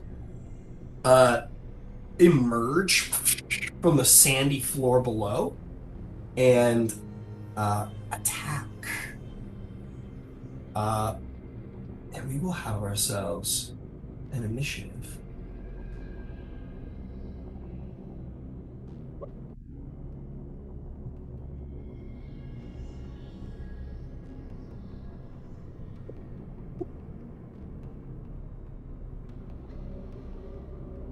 These are ugly fucking creatures. I don't think I've ever used one of them either. Fuck it, we're gonna do the. I'm not doing the lobster colored one. No way. That's so silly. Probably thematically correct, but too silly to use.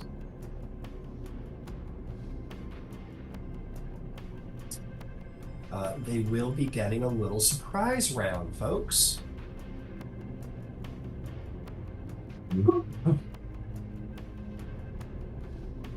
A cheeky surprise round, if you will.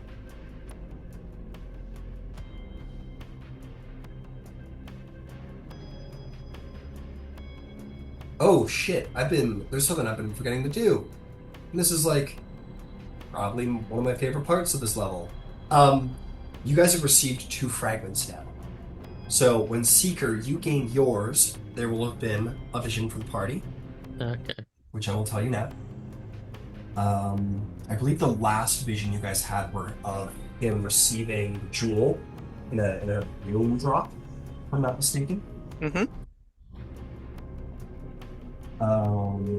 So when you received your Seeker, you all had the same vision. Bleeding heavily, the warrior limps through a burning battlefield towards a wailing child. She screams when she sees him. He flinches, and he picks her up and carries her towards the remnants of civilization in the distance.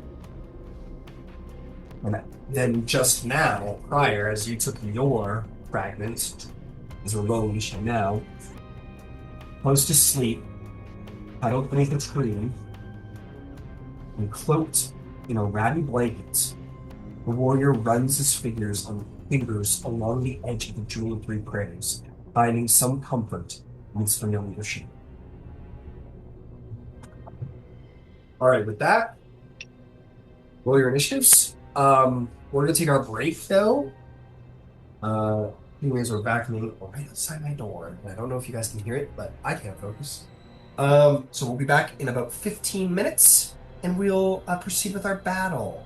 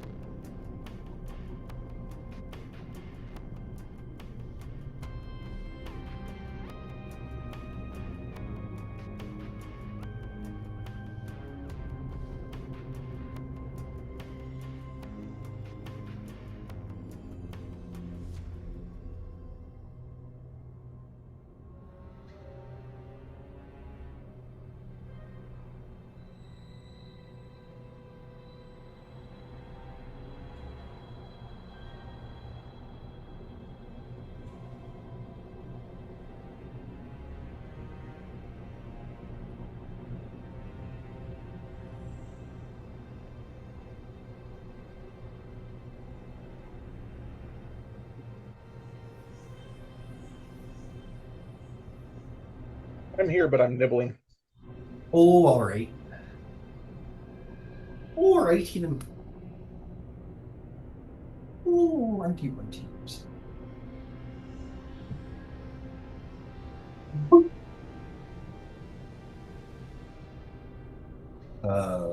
That's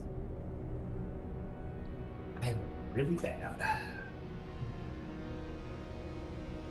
That counts.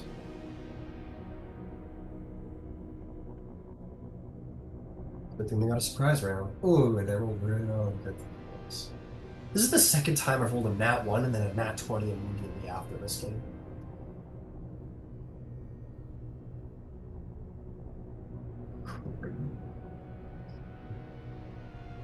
All right, let's do this, folks. So, who rolled above a 20? I did. Ooh, what'd you get, Pryor? 22. Very nice. Jamal got a 23. Very nice. What did Gidget get? Gidget got an 11. 11? How'd you do there, Seeker? 10. 10. Got it. Okay, so here's how it's going to go. The creatures roll a natural 1 on their initiative, and they have no dex bonus. So it's a good thing they got their fucking surprise round. So they're going to get their surprise round, which means that everybody's going to have their reaction available to them when their turn comes around. So, their turn has come around. Ambush, oh no, get fucked. Here it comes.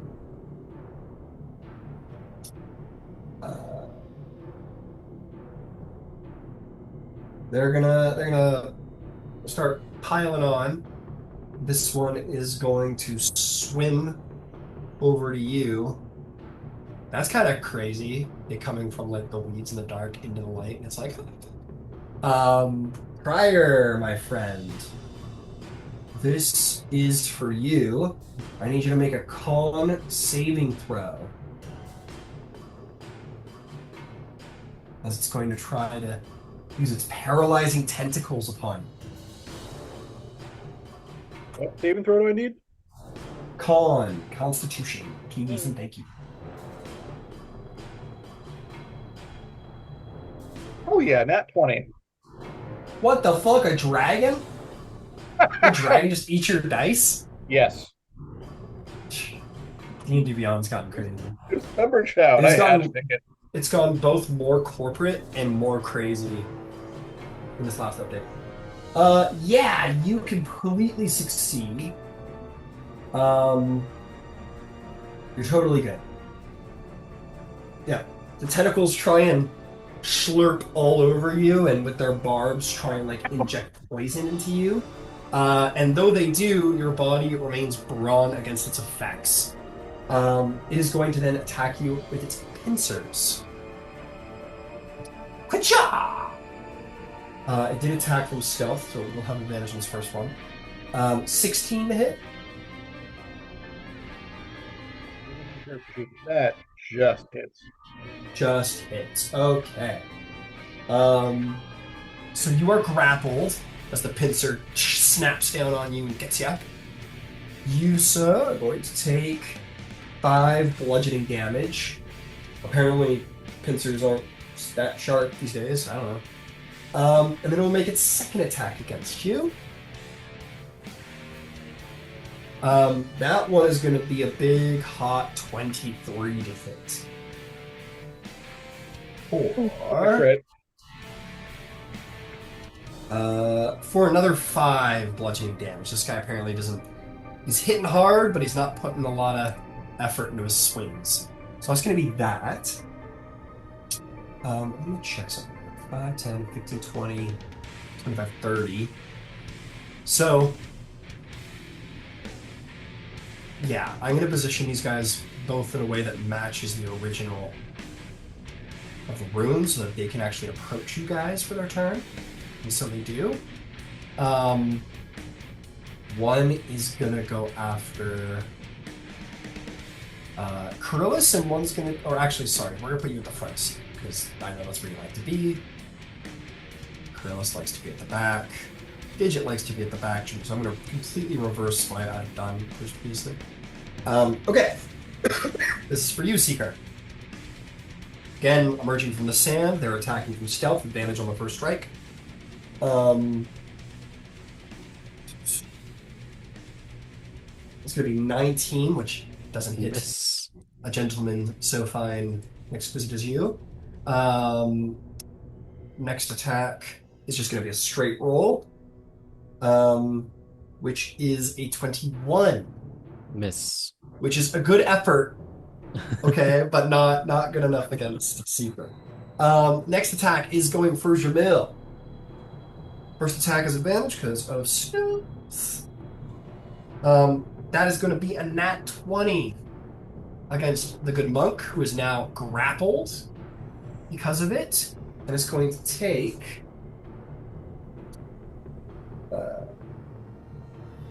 it's going to be 22 bludgeoning damage against good Jamil, and I get to roll again, I guess. At advantage because you're now grappled. 18 to hit Jamil. No. All right. Only that first attack goes through. Because you are grappled, I'm going to use my paralyzing tentacle. So I need a con save from Jamil. I believe disadvantage comes from our good friend Briar, who I believe is more than 30 feet away. So you're good. You can just go ahead and have a straight roll at that. Okay. Then it is a 16. 16. That is a save. No negative effects, but harm him. And it is his turn. He is grappled, but, you know, the fists are still very much available to him. He's at a 10-foot reach, but luckily, he has 10-foot reach. So go right ahead. All right. Well, we're gonna hit 3 times because we can do that. So that's a 13, a 24, and a nat 20.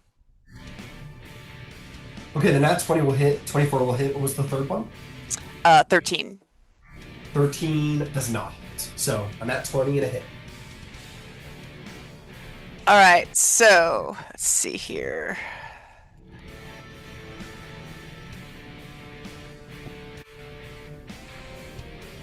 $11, 13, 14, 15, and 12 is 27.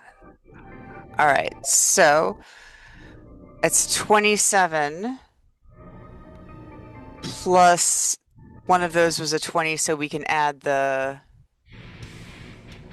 All right, so 27 plus 26, is that right? If he scores a natural 20, that means one of the things counts as perfect. So that would be 2 10s, which would be 20. So it's just a 20 then, actually. So 47 points. Ooh. All right, 47 points. Is that total between the two attacks? That's with the crit and everything. Yeah, that's the whole 9 yards. Excellent. That's beautiful. Yeah, that's excellent. Very well done. Yeah. Wrong. I damaged the wrong person. Yeah, he bops this guy twice in the face. He is a very unhappy lobster aberration monster. Well done. Would you like to brain burn? You got 2 people in range. You know what? Let's do it. DC 18. DC 18 con, I believe. Con, yes. All right. Both fail. 9 was the highest. Lovely. 10,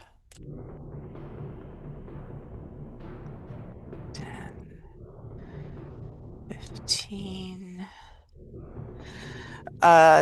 24 points of psychic damage. Oof. Youch. All right, the one who was grabbing him is tremendously hurt. Still alive, but very, very hurt.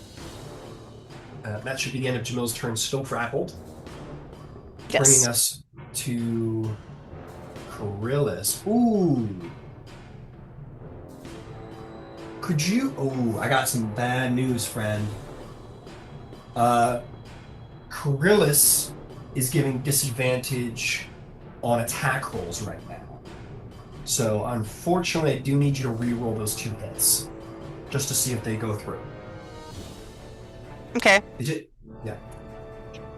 Yeah, sorry about that. I forgot it.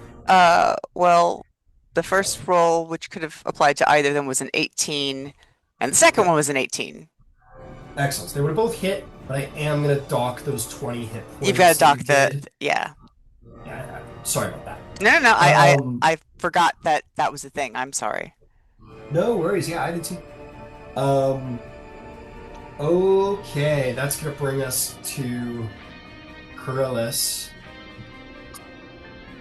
who's, I think, just going to try and get away from the party because I'm cursed. I'm no good for any of you. And is going to move over here 30 feet. And if it ain't broke, you know what they say about not broke things. He's going to shoot a Sorcerer's Burst at buddy number 1. 7, 14, 15, just misses, unfortunately. He will teleport Jamil. Is now, yeah, he would have done that before he left. It's fine. Teleports him behind the 2 fellas. Sorry. Teleport Jamil out of the grapple and behind Mr. Batty using the Jewel of 3 Prayers. And that guy needs to make a con save because of it. And it's going to fail. And he's going to take 4d10 radiant damage.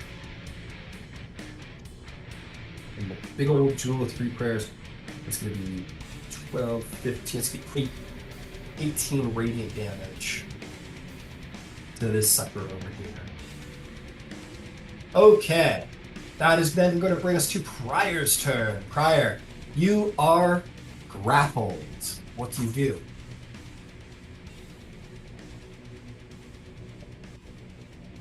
By this old bag of love right here. Like you. Can't quite hear you, my friend. You're a little low. I do not like you. Not you, yeah. I know. I hope I know what you mean.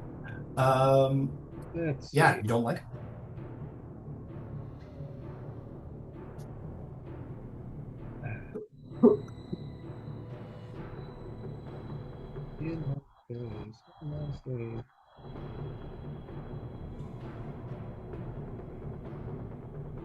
Cut this thing off. One second. I'm just looking through my spells to do best. Yeah.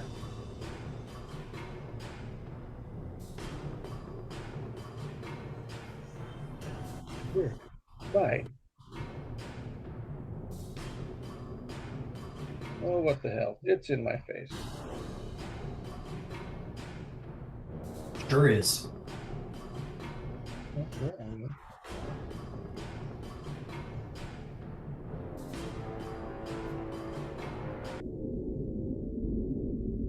I cast Inflict Wounds. The con 7. Alright, inflict wounds. Hell yeah. I'm getting rid of all that water. It would be cool if the water could be red, but it's not.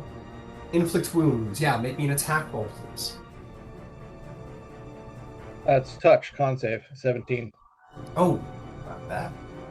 Since you're grappling me, I call that touch. Oh yeah. Oh, absolutely. That's gonna be 10 points to save. That is not a save.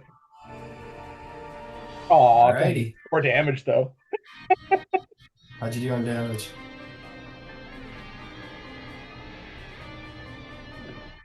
You lock up.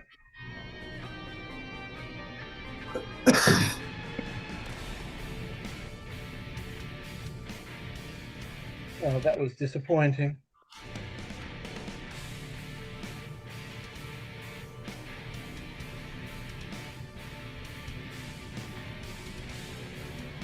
Oh, okay. I see it now. Oh well. Disappointing, but that was basically a free cast, so I'm okay with it. What'd you do for damage? It was only 4. Ooh, could have been better. For a 2d10, Alright. yeah, that could have been way better. Yeah, that could have been a little better. But it was a free cast use, so I'm okay with it. Very fair. All right, what's the, is there a bonus action? Don't think I've got a good one. Double checking. Not worth it. All right, fair enough. All right, Gidget Glitterball. It is your turn. What would you like to do?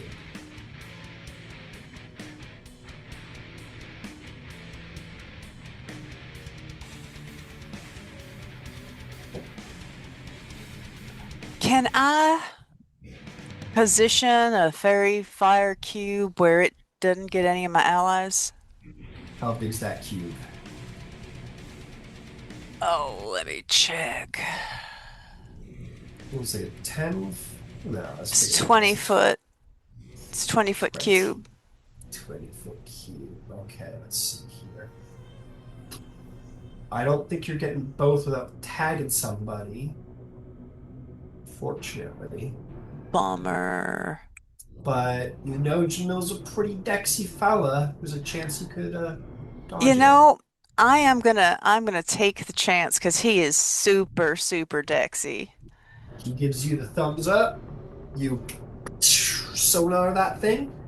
I'll make the dex saves for the Chul, as they're Oh, called. Yeah, he makes it. He's fine. Hell yeah. Whereas the other fellas, that's a 15 and a natural 1. And they both fail, so they're all pink and glittery. All right, they're all pink and glittery. They have been sonared. Very well. Is there anything else? No, I feel like I've done my thing. All right. Excellent work, Gidget.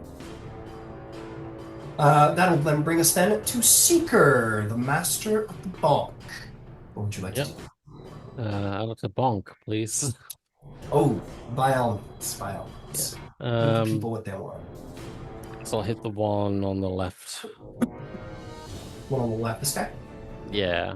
Is that a that counts as a flank or not? Oh, well, they are fairy fired, so you have advantage. Oh yeah, it doesn't matter. Yeah, this guy's heavily damaged, just so you know. In that case, I'll have that more heavily damaged. Fair enough. Fair enough. 27. Oh, yeah. Oh, 16 force damage on the first hit. Oh, he's not heavily damaged anymore. He's not concerned about those kinds of things anymore, as he is just floundering dead in the water. Well done. Wonderful. And then second attack on the other one. Go for it. 23 to hit. Absolutely. And that's another 14 force damage. 14. All right. Not quite as beyond the concerns of this mortal coil as his buddy, but still a fine strike. And I hell, believe he's going. you know what? I'll use my fragment to make it run away. Oh yeah. Your fragment of melancholy. My fragment of abhorrence. Oh right. Sorry. There's so many fragments. Was it your turn? That's fine. Oh cool. Yeah, he will do so, which will proc an opportunity attack, because why wouldn't it? Yep. And I'll take it. He's going to move away from you within the attack range of Jamil, so he's not going to get a reaction, but you certainly will. There's a dirty 20. That will hit. Well, means another damage. That's a pretty useful little fragment you got there. Yeah. And 16 force damage. Excellent. 16 force damage. He is most certainly bloody now. He's pretty intensely in the red. Well done. Right. All right. That is all from the Master of Bonks. That'll bring us to this creature who wonders why it did that. And that is going to be... actually, I'm going to check something quick. Nope. We're going to say you were out of range of Corollas. It's fine. Whatever, you stepped in over here. Okay, this guy's in range of Jamil. Let's attack Jamil. Make the NPC the meat bag. It's a kick and punch, right? Okay, here we go. Attack number 1 will miss with an 11. Attack number 2 is going to be an 18 hit. 18 hit Jamil. No, he is too swift like a coursing river for that. However, prior, my friend, you are in the pincers.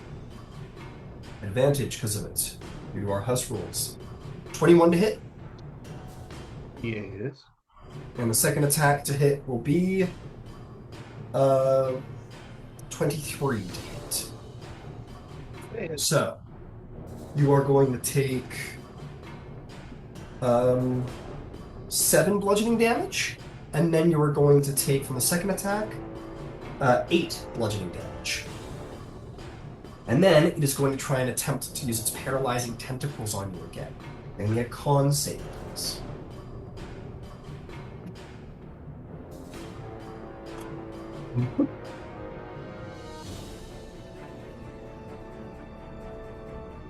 Maybe I was trying to make me take 150 hit points.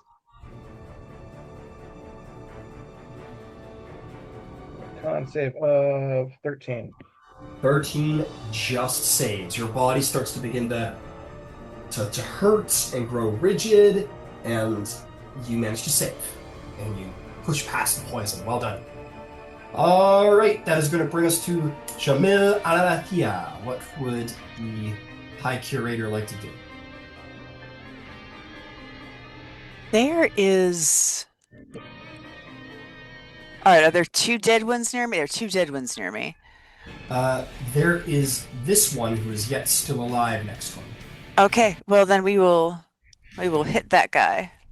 All right, you have an advantage because of Fairy Fire. Sweet. So that'll be a 25 Oh, yeah. and a 28 Oh, yeah. and a 24. I don't have much hope for this guy's survival.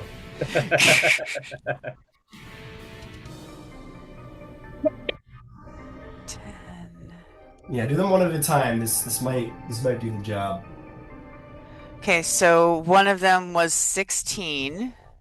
Okay, 16. Keep going. I think this next one's gonna do it, but you know. 9. Yeah, he's done. Take him down with that. Jamil has enough speed to go spend it on Pryor's friend. So go ahead and roll damage on that guy.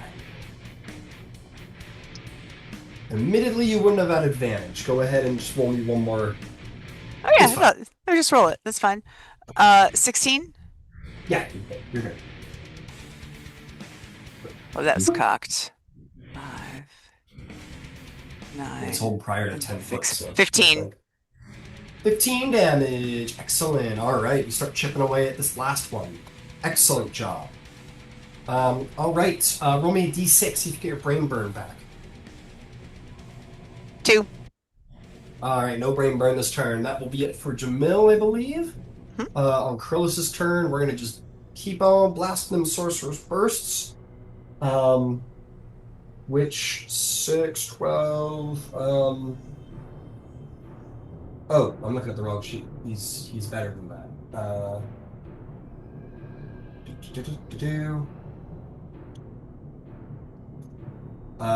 15, which is just under needed to hit. So the burst will go wide.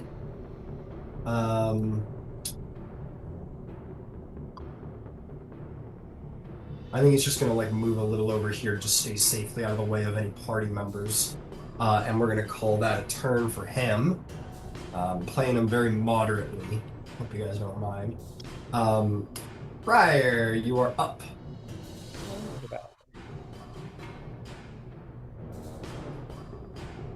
Your enemy still has you grappled up against the wall.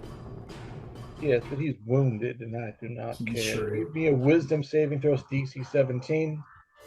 All right. Wisdom saving throw comes out to a 14. Does not. That's a failure. That is a failure. Come on. All right.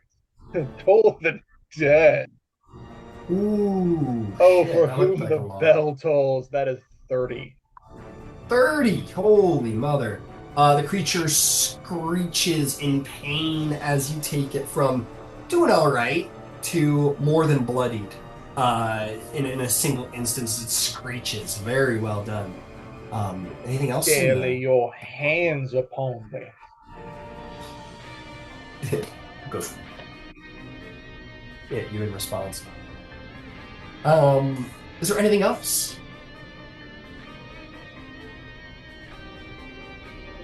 That'll be it. Alrighty, then that brings us to Gidget. Gidget. All right. How close am I? You are 35 feet. Or excuse me, that was wrong. We're gonna call it 30 feet. 30 feet. All right. Well, I am going to shoot at it with a guiding bolt. Hell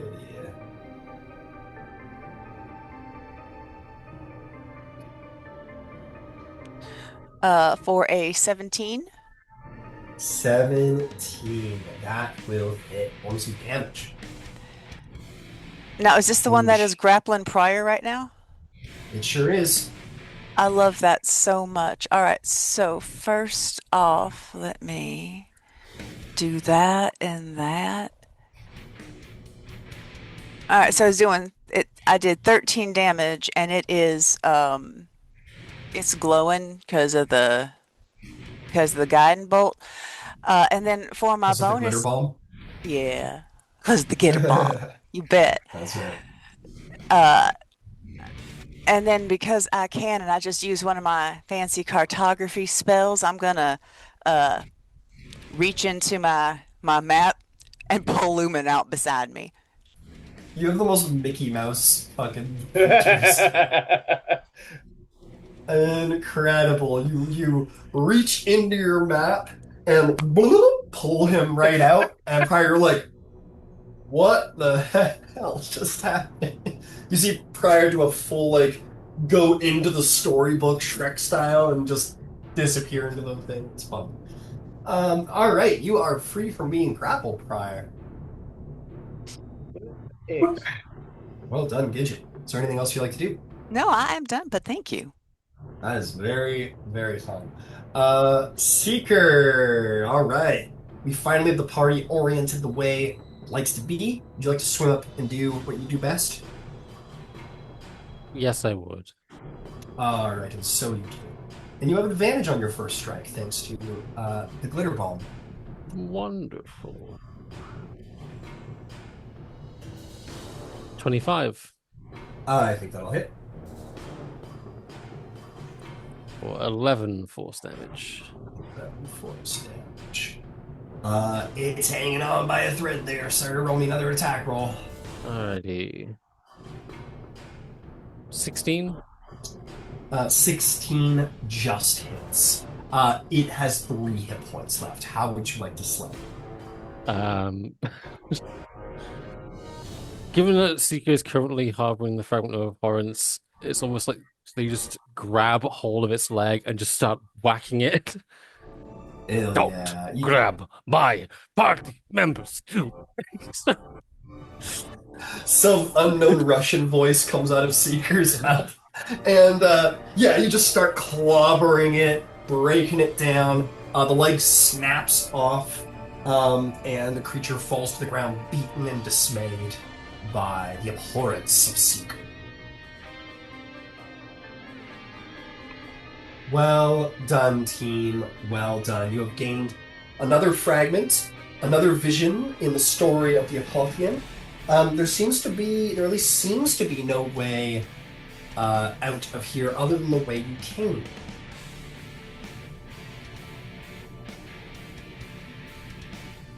Well, maybe we need to reverse course and go back that way then. That is what you'd like to do. You most certainly could. All right. Okay. You guys turn around, you head on back. Prior looking a little sad. You make your way back.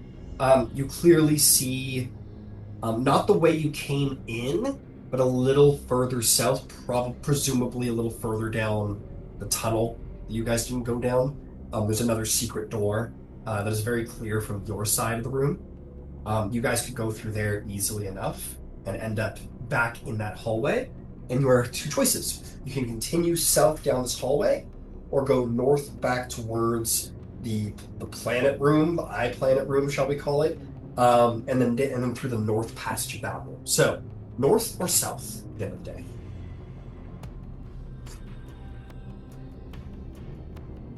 I will give you the completionist's recommendation and say south, if that works. Then south is how we should go. I was about to say south anyway. Excellent, yes. I just know that's usually the mentality when it comes to dungeons. So I was going to look to the resident cartographer and be like, I'm so lost now. fair enough, fair enough. Seeker and Lumen are both looking over Gidget's shoulders like, so what does that map look like right now? Yeah, Gidget, your map probably looks like a lot of like tons of crisscrossing tunnels that shouldn't be crisscrossing or whatever. Like the geography of this place makes no sense. This is clearly not something that obeys the natural laws of geography and physics. This place is weird. Yeah. Oh boy. All right.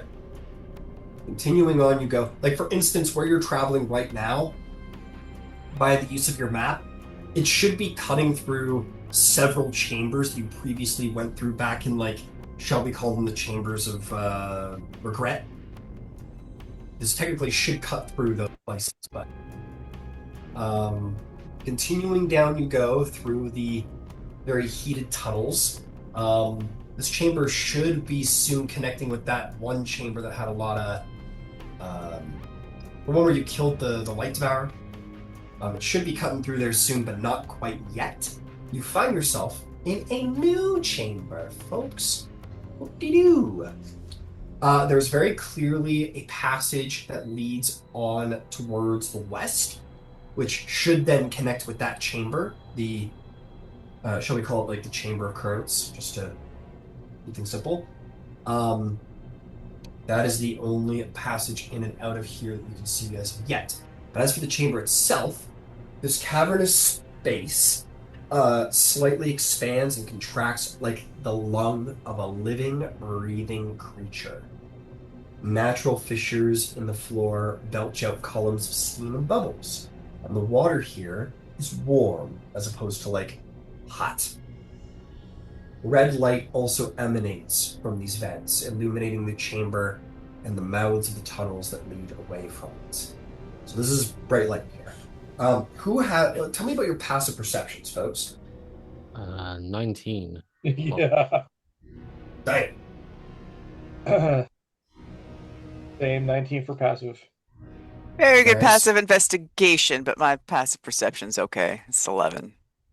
11, got it. So Seeker and Prior, you two, however, will notice that at the far end of the 30-foot high cavern, a monstrous fish with a red streaked body chases a school of much smaller fish.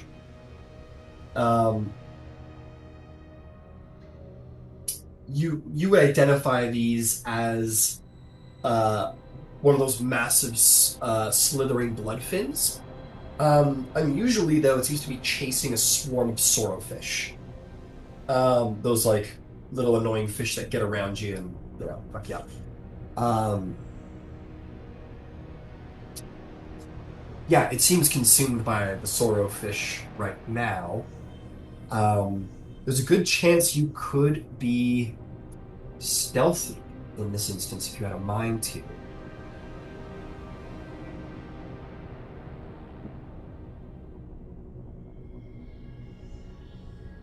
That's what I got for you. Still not my strong point.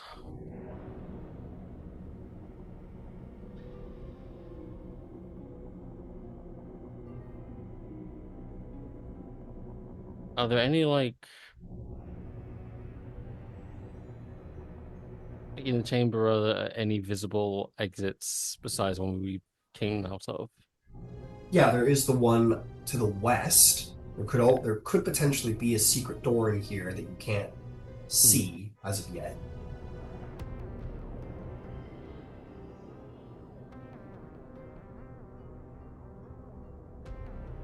How's the party looking? Are we healthy?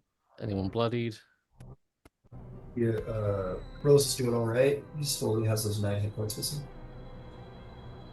Gidget and Jamal are fine. Prior, how are you doing? You got banged up a bit. Taking a little bit of a hit, but I'm okay. In that case, Seeker just points to the few moments where, like, I don't know, they catch sight of the bloodfin in the dim red lights. Kill? Question mark.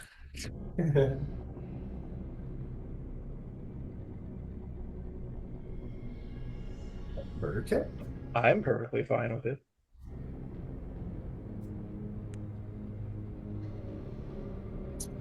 Then, if that is what you'd like to do, then you may go ahead and roll initiative. And I will set up your combat.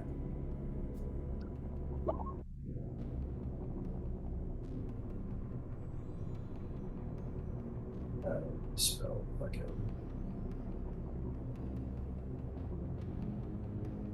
I've rolled better. I've rolled worse. I spelled Gyarados. Does anyone know how to spell Gyarados?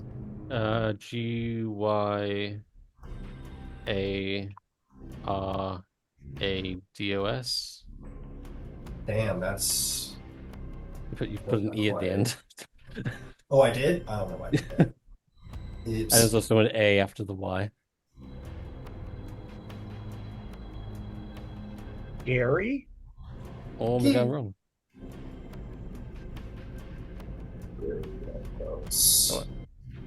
No, I'm right. Gyarados. Okay. I just got to go find one that you've already pulverized. It's the only way to do this, I think. What the fuck? Oh, right, that's Kralish. You guys fucking shit up good.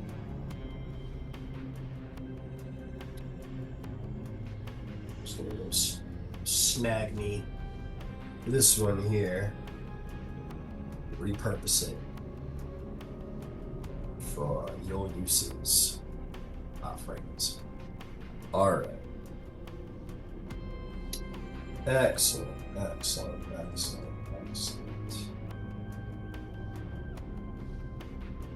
It's kind of a silly thing to use, but I mean, it matches the best. So, what am I gonna do?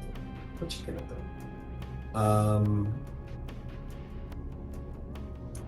At the end of the 30-foot high cavern, this thing's a large creature, so it's about 20 feet off the ground, then I suppose. Following. Put it right here. And get the swarm of fishies.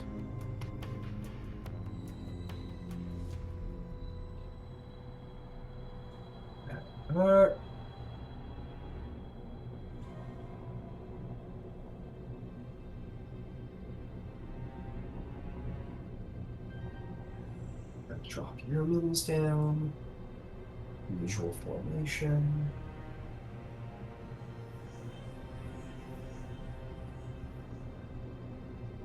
Bam. There we go. All right.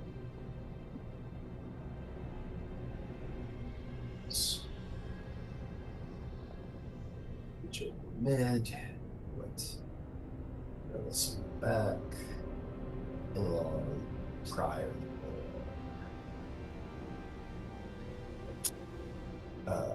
Who would have lights on? Prior. Chris. Okay. All right. All right. We can get to the good stuff now.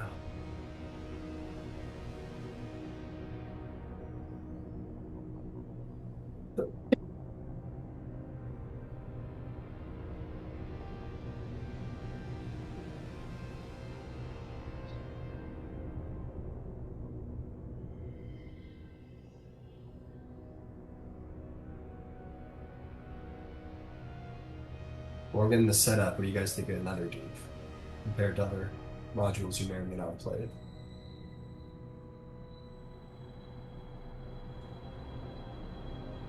I don't always love pre-mades, but I'm really enjoying this one. 'Cause a lot of times it feels like you don't have, and maybe it's just you, like the DM can't respond kind of organically.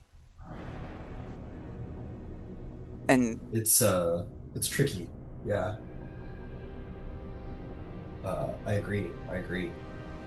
I'm liking the sort of mental, I don't know, the reality isn't quite right thing. It seems to be like a Matt Mercer vibe though. yeah, Well, this was created around the time of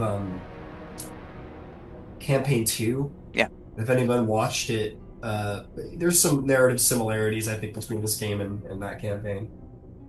You can see where his head was at. Cool. That'll be good. Okay, let's do this. Who rolled a 20 or above? 20. All right, nice. Sequel. Jamal got a 22. Oh, of course he did. What's his dex?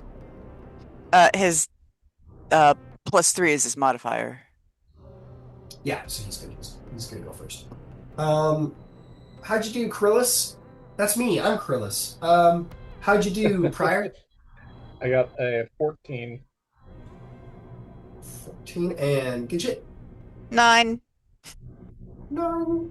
What is your dex there? 14. All right, Swarm will go first. All right, let's do this. Jamil goes first. What does Jamil want to do? I think we're gonna get close enough, hopefully, to brain burn just the whole lot of it. All right, swim forward 60 feet right. That should do it. I feel like he may have Glitched. glitched.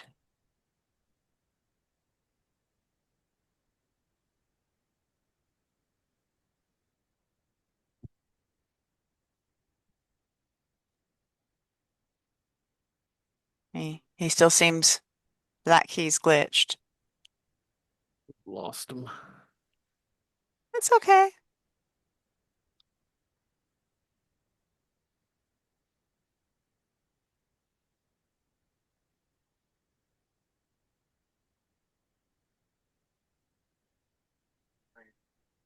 He'll be back. Yeah.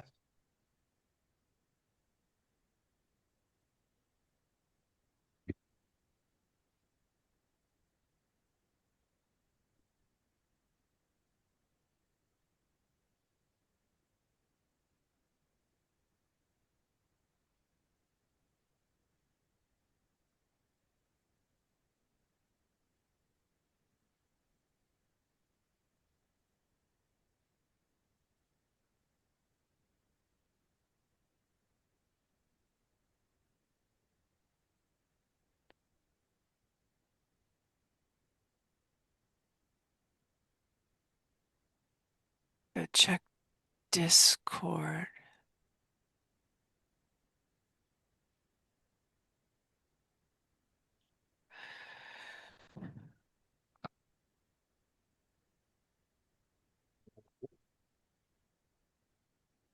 Sorry about that. Cleaners came in here and Welcome back, sir. Yeah, thank you. Cleaners came in and slightly bumped the fan I have pointed right into my computer vent. So obviously it didn't work anymore. Because that's my melting knife. But we are gonna be back at it in seconds. Get things set up. We're all good. All right, what was happening? We were Jamil brain went burning into- the fish. Right. This is pointing at the wrong part. Okay, here we go. Jamil swims in 60 feet, easily gets him in. Let me quickly check the dimensions of the room, make sure I'm not underappreciating his abilities. 5, 10, 35 go. The far end. Yeah, okay. You guys are came here. 5, 10, 15, 20, 25, 30, 35. Okay. So here's what I'm gonna do. What I'm gonna do is this guy's double the size of this room, which is kind of not the point. It's only gonna cost him 35 feet to get up to get into melee with the slithering guy. And yeah, brain burn away, con saves, right? Con save 18. Got it. They both fail. 3 and a 6 on the dice. Yep.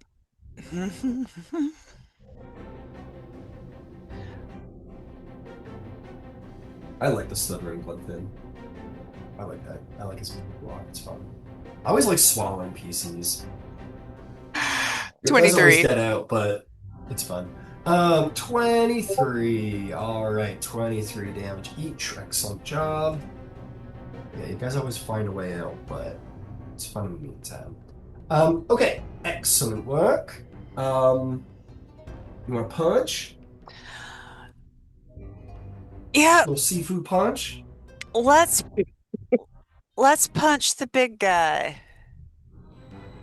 Got it. I could put Because it at it's 10-foot reach, but let's just say that tail isn't gonna have a trouble finding you. Yeah, no, I Shove, get out figured. of there. Yeah. All right. All right, so that's a 14, Miss. a 22, Good. and another 22. Good. There you go.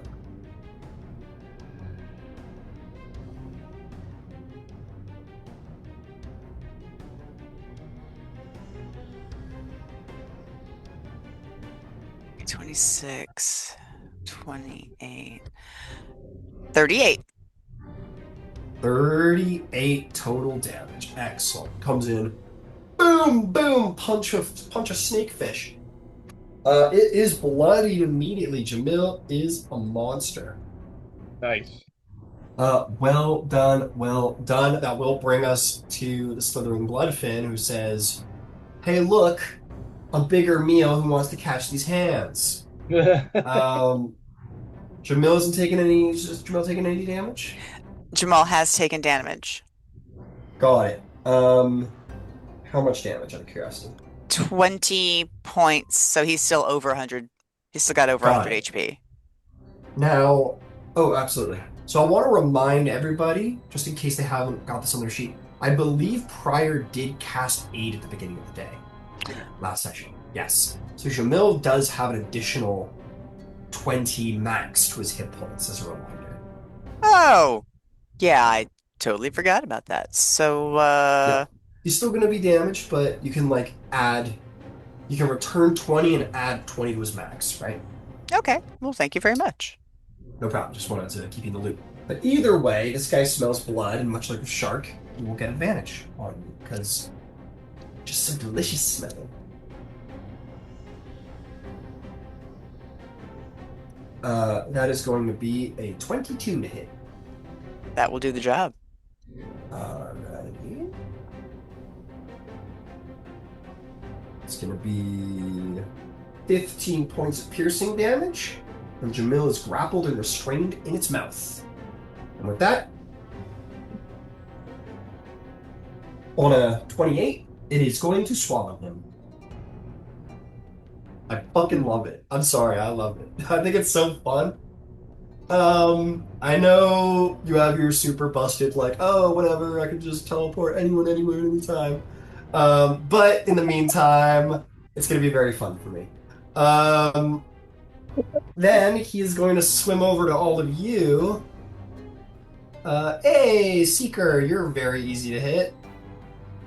But I'm playing a stupid fucking fish, so it doesn't know. It doesn't know what metal is. It's gonna swing its tail at you. Are you missing hit points? I am. Then I will take All of them. advantage and roll and pray. Hey, I rolled a natural 28 to hit. That'll do it. Holy fuck, I damaged Hey. Seeker. I'm marking this on the calendar. No. What? Warding flare. Come on, man. What are you doing? I'm gonna cast warding flare. Warning flare, what does that mean? Great. Roll it. Now, when a creature that you can see within 30 feet of yourself makes an attack roll, you can take a reaction to impose disadvantage on the attack roll. Okay. I already attacked. And the target of the triggering attack, Seeker, gains 2d6 plus 5 temporary hit points. Okay. I'm gonna say in the future you gotta be a little quicker on top of that because I've already rolled the attack roll and there's already been a result. So in the future, just make sure it's like I'm gonna attack Seeker and that's when you say it. For now, I'll be kind and re-roll as a straight roll. Even though you're stealing this from me, man, I fucking. All right, 19 doesn't hit. Fuck. You know, it's one thing to miss, it's another thing to totally hit and then have that snatched away from you. That's terrible. Seeker, do you want to roll the 2d6 or should I have. I've got 6. A whole 6. It's Temp 2d6 hit plus points. 5 temp hits. Oh, okay. In that case, 11. Very nice, very nice. Okay. That is gonna then bring us to you, Seeker. Slithering Muffin says, I just want to say this is bullshit. Just want to put that out there. Alright, I was gonna be the one guy in the Slayer who got one on you. So do what you gotta do, but we all know what happened there. Well, you have eaten someone on my team, and I'm very upset about this. So, does a 15 hit? A 15 does not hit, unfortunately. Fucking bullshit, man. Second attack. 25. This is bullshit, man. Yeah, that hits. 16 force damage and feel my abhorrence and flee from me. Oh no. Alright, it'll take the 16 damage. It'll do just that. And it'll flee back 10 feet from you. I'll I don't take like my being a fool. opportunity attack. Absolutely, go for it. With a nat 1. Oh, fuck. 5 fingers, I'd flip you off, says the snake. Just this, like, on-site, like, rivalry begins between Seeker and this, like, weird snake creature. I'll use a bonus action to second wind. Excellent, sir. And Alright. Back to full health. Damn it. Alright, that brings us to... Ooh! Can you regain hit points? I can regain my own. Regain... not Oh, else's. right, you're the problem. I forgot. Yeah, you're good. Yeah. You're good. It only hurts your allies. Okay. Ryer, you're up to bat. Ryer Lumen, what would you like to do, sir? Can I have a wisdom saving throw on that thing so I can do Toll the Dead? Sure thing. As you can probably imagine, it's very wise. 12. Does not succeed. Oh, damn. 1 second. Wrong dice. Yes, dice. I love Toll the Dead. There we go. I need to pay for someone to repaint my miniature. I'm losing it off my back. Yeah, that is 26 damage. 26 damage is a lot of damage. Come on, guys. I'm hungry as hell. How would you like to slay the slithering bloodfin?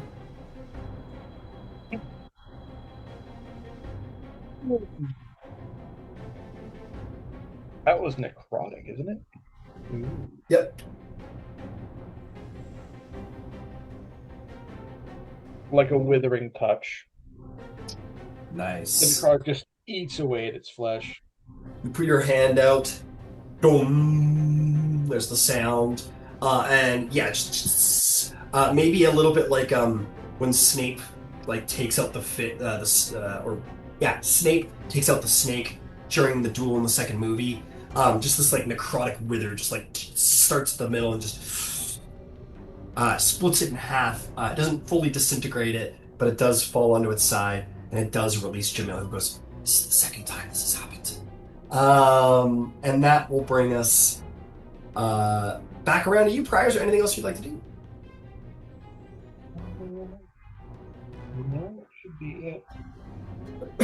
Maybe like 30 feet away from the party. All right. No, I am accursed. I am unclean. And move away 3 feet. All right. That brings us then to Coryllis. Coryllis. Coryllis is also going to be like, I am a cursed one. So I am. So the Lord knows. Moves 30 feet this way. And fucking rocking those sorcerer's bursts. That's going to be 16 to hit, which will hit. Roll this 2d8, which has got to be the most fucked cantrip in the world.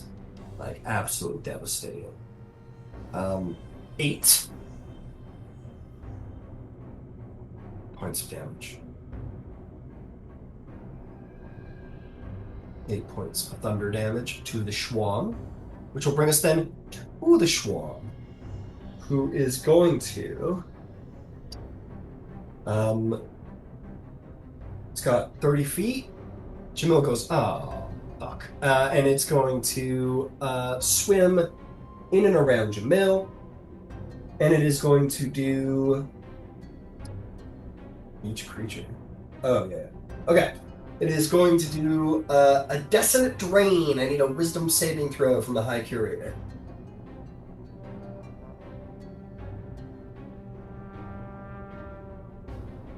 No, that's going to end up being like a 5 or a 6 or something.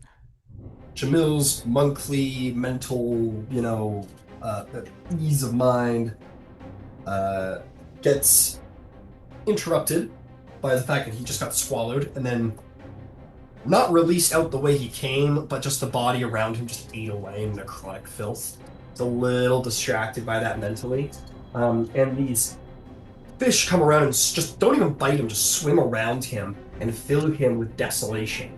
And he is going to be stunned until the end of his next turn. And he's going to take...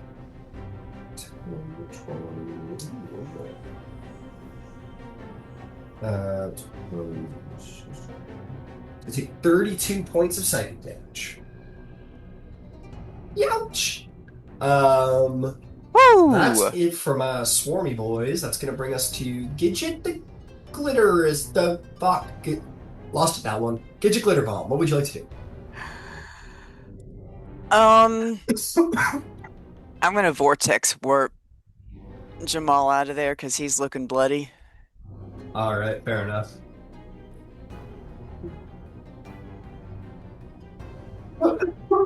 Your side? Yeah. Alright, so you do, and he's just kind of floating in water. He's been made desolate, so we're just gonna say he just seems almost a little vegetative, like anything inside of him that's got any kind of will to do anything is just temporarily being turned off. Is there anything else? No, that's all I can do right now. Alright, Gidget officially earning the title of getting people out of fucked situations as a new combat role. Incredible. I guess that's control. Battlefield control. Very cool. Jamil is just going to be stunned. And at the end of his turn, he's going to no longer be stunned, which will bring us to A dead slithering bloodfin, which then brings us to Seeker. Seeker, you want to go do what you do best? Absolutely. All right, you want to be in a 10-foot reach? Yeah, for sure. All right, I don't want to get too close to these things. Go for it.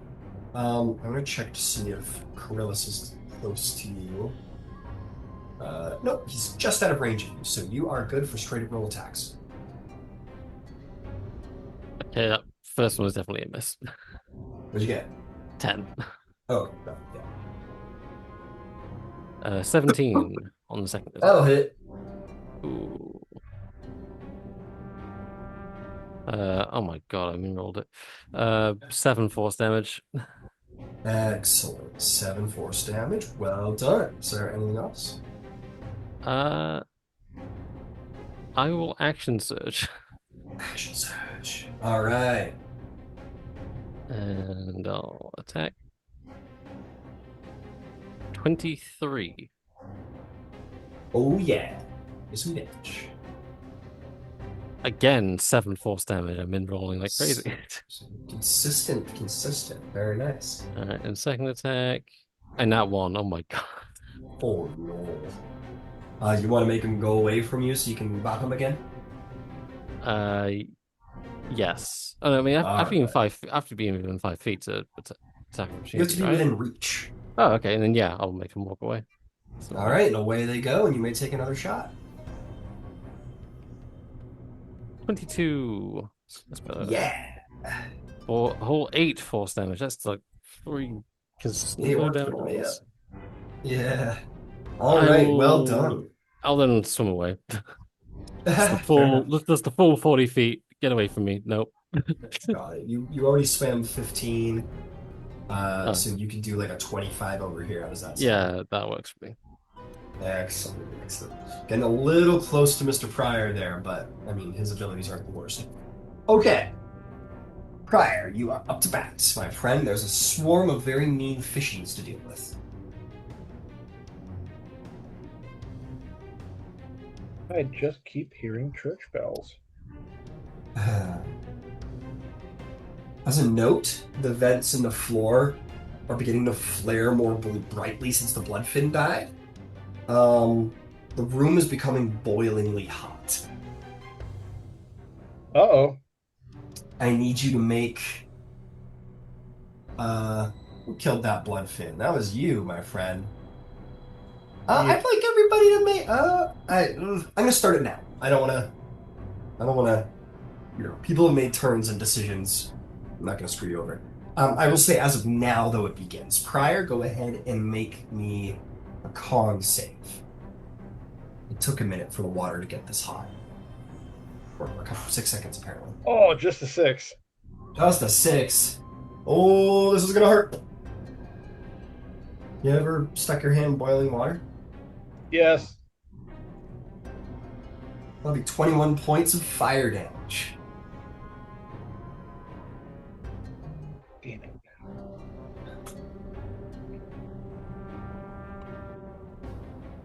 All right, what would you like to do? That hurt.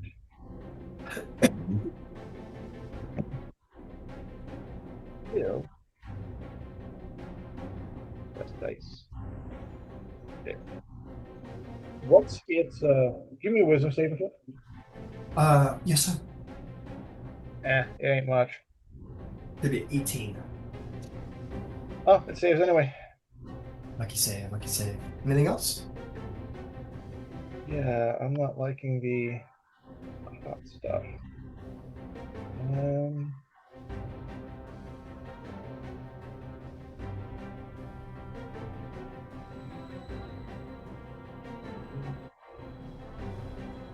Oh, wait. I don't like. There you are.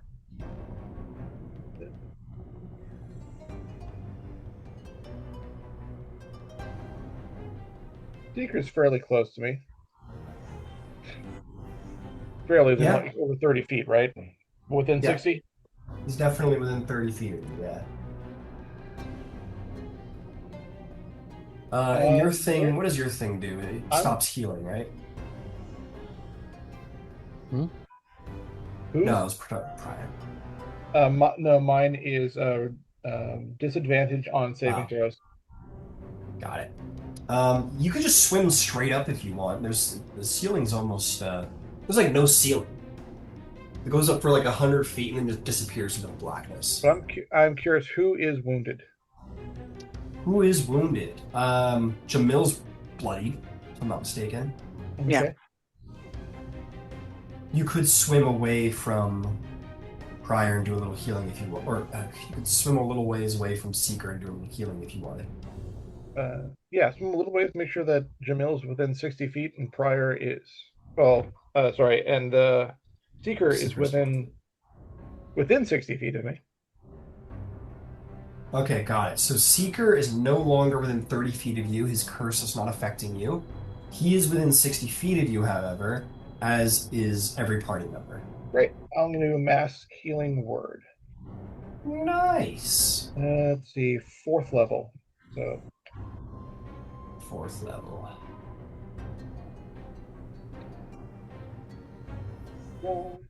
be good.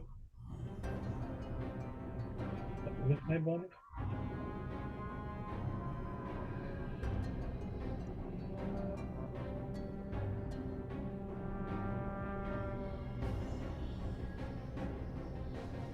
Yeah, it's a 12 for everybody. All right, 12 healing to everybody. Seeker's curse not afflicted. All right, is there anything else? That'll do it for me. All right, it's Krillis' turn. I'm gonna roll that con save. He does not roll well at all for a 7. And you, Prior, are a well of bad luck when it comes to saving throws. If I'm not mistaken. But you don't affect Krillis. He fails either way.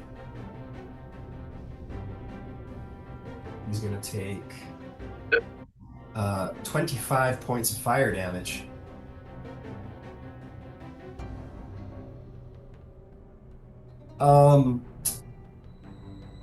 He's gonna go.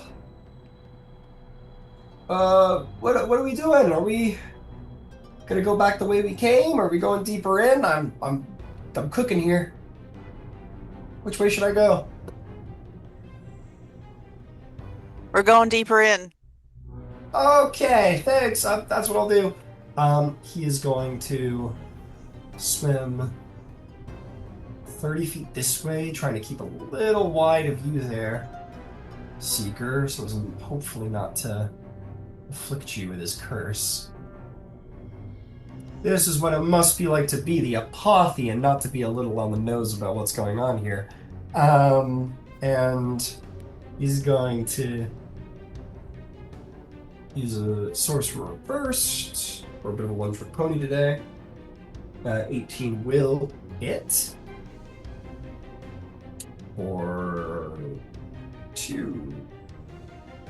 It's 10. 16 is 21 points of thunder damage. Doesn't kill the fish outright, but it is a good start. Because we got a pulse mass, he is going to not to it. Oh, he didn't cast a spell. He is going to use a Misty Step. Let's get fancy, guys. Let's get fancy. Misty Step. And he's going to move 30 feet closer to the door on the other side of the chamber, which I will, again, in fairness, properly measure the room. 10,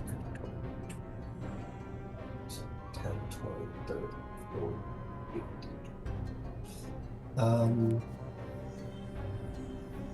Let's make that. Yeah, this room is twice as big as the Buddy meant it.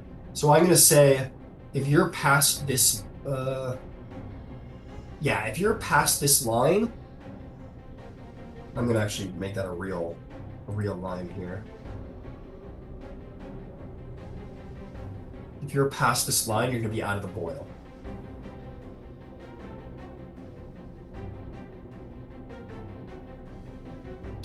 Because this room is supposed to be half as big as the way the guy made it. Okay, that is going to bring us to the swarm. who is also boiling, not to be excluded. It fails the saving throw. And it's going to take 26 points of fire damage. And is not quite dead, but has been reduced to very few fish left. They just start like exploding, just like popping into like proper sushi rolls as they die. Like fully, excellently cooked to perfection sushi rolls, boiled excellently. Digit, I need you to make me a con save because it is hot in here.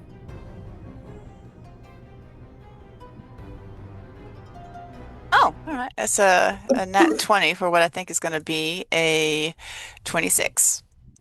Beautiful. You will take half damage as your little gnome constitution. You're just like so spindly and thin, your body deals with heat a lot better. That's going to be 11 points of fire damage. Where are you going? What are you doing? Uh, Ooh, actually, you're close to my boy Pryor here. Roll that at disadvantage. Because he is cursed, and so you are as well.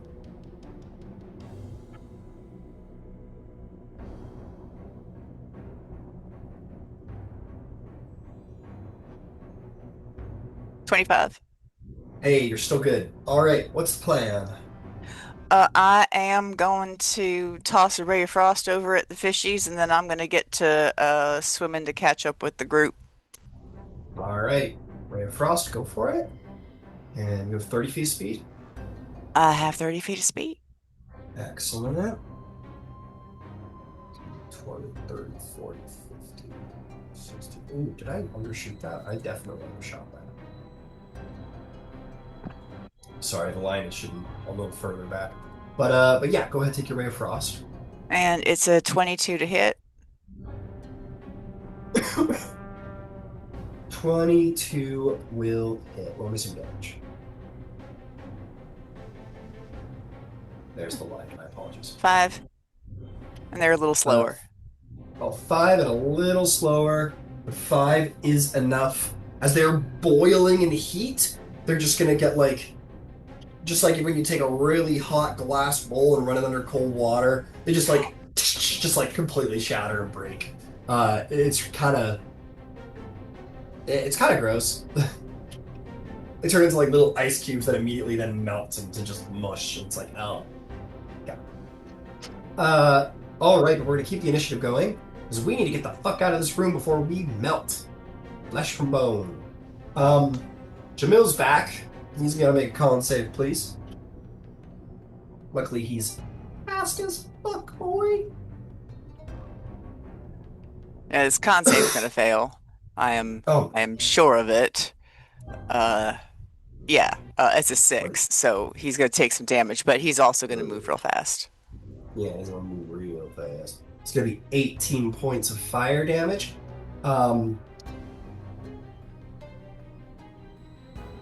Yeah. What do you think? We're dashing right through, you think? Or we don't even need to dash, we can just use normal movement, but still. I What do mean, you well, I think? mean, if until we get to the other line, we got to dash because Yeah. Well, he caught just regular movement. hmm It costs him all of it, but he does get to the other edge of the line, so he gets out of the boil. Excellent. Cool. He's got an action left. I don't think there's much he can spend it on, however. So he'll just stay there and be like, come on, come on. Come on, everybody. Seeker, I need a con save, please, before you can exit the room. Alrighty. 17. 17's a save. You'll take half damage, 11 fire. Cool. That's exactly the 10 points I had, so I'm good. Excellent. And with your movement, you can get out of the boil just fine. Briar, I need a con save, sir.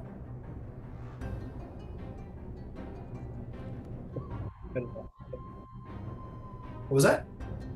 Better than last time. Better than last time. It is not better than last time. Worse than last time. Ooh. All right, then you'll take the full Damn. damage. 23 points of fire damage. Oh, is that all? Is that all? And with a dash, you can get out of the room just fine. Bring us to Coryllis. Did not quite get out last time, though he tried. Actually doing good on the con save, being a sorcerer and all.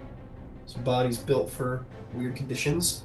25 to 4, he's gonna take 12 points of damage and get out of the burn. And last but not least is Gidget. Make me a con save, Gidget. Ooh, actually, due to your proximity, no, he still succeeds. Sorry, Gidget, go ahead. All right. Just a con save. It is a 12. 12. That is going to be a fail. I'm sorry to say. Or you know what? I'm gonna save you from doing that there. Coryllis is going to blow a second level, and he's just going to get you over the line. I think that's something he would do. So, save the con save. No damage done. He just vortex you warp out of the boil. I'm going to say Excellent. thank you and suggest Jamal is going to suggest that we take a little rest, a little breather. Yeah. Because I will say this. Technically, you guys are in the tunnel right now.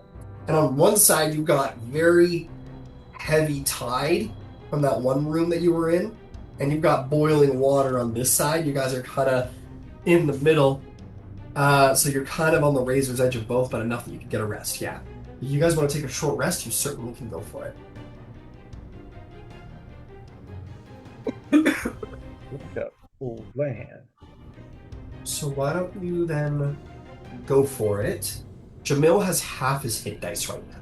He spent them all the previous day, isn't spent any today. So he would Alrighty. have half. You may go ahead. Okay, everybody go ahead. Yeah, roll some hit dice. Nothing's going to affect you on your short rest. You're good. Give you a moment for that.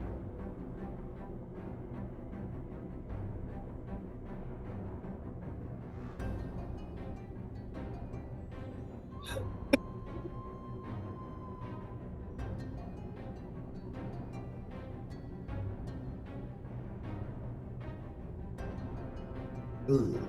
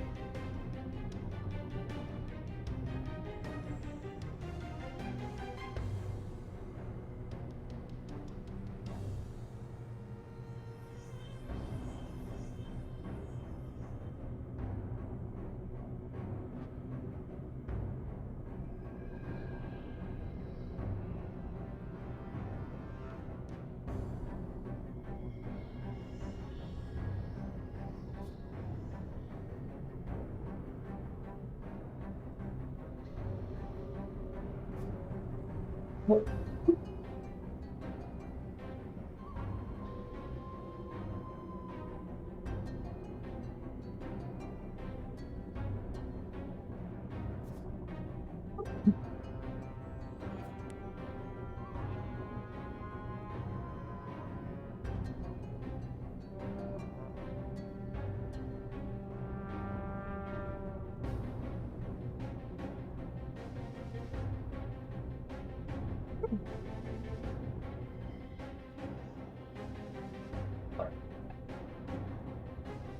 recover a little bit.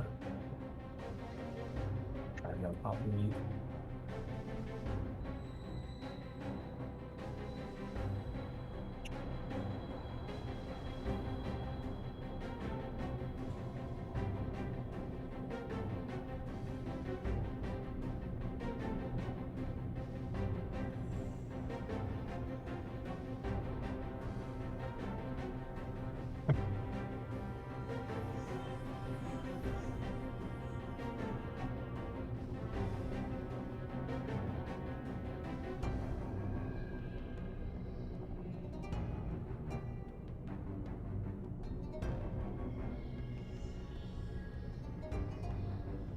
All right, well, why don't we get back to it?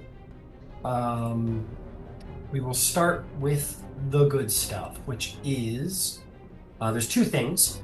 As you're coming around to the end of your rest and maybe beginning to decide, all right, what are we gonna do? We're gonna go forward, we're gonna go backward, what's the best choice?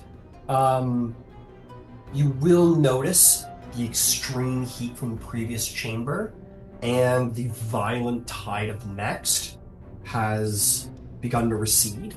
And by the time your rest is done, both effects will have come down to a manageable level. And of course, my favorite part of any given rest is me turning off the music to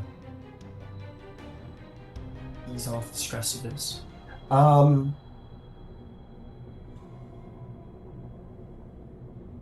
You are going to see another vision flash.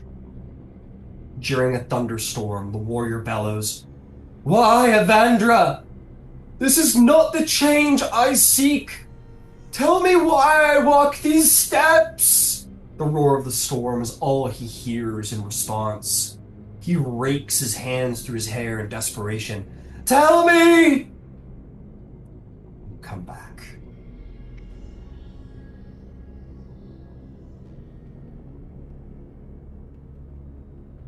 You could either go back the way you came, or you could continue your journey forward, or you could go into one of these two more calm places now and maybe try and seek out some secret doors. The choice is yours. Back or forward.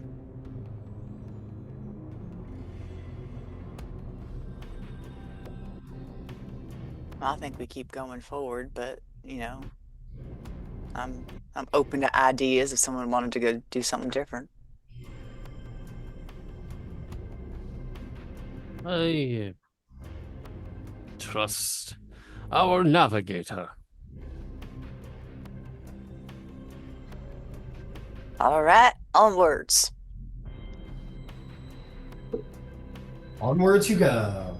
Back into the room where you had initially came to these, shall we call them, I don't know, the vents of fury. Since you have come to this section of Netherdeep. Definitely wasn't from the module. Definitely not. No, Vents of Fury. What would you like to do? There is absolutely a passage to the north that continues onward. Or you can, of course, investigate the room to see if there's any more of these pesky hidden doors. I want to look around. Look around. All right. Well, go ahead and make an investigation. I'll say Jamal or Jamil helps you out. You may go ahead and roll an advantage. Natural 20. Hey, easy peasy. You put your heads together, and you will indeed find a hidden room. You'll find another fragment room, shall we call it. This room Or actually, it's not quite a fragment room. It's a little different. A small cave with a 15-foot high ceiling and a sandy floor is covered with tarnished gold coins. Lying around the coins are two curious items: a ceremonial dagger made of jade and a stoppered vial containing a bubbling purple liquid.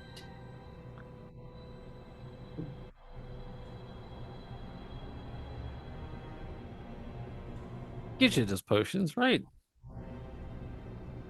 I'm not as good with them as I should be, but I try to figure it out. Like beckon Gidget over to see if they can identify the potion. I'll tell you what, are you proficient with anything to do with potions, herbalism, alchemy, anything like that?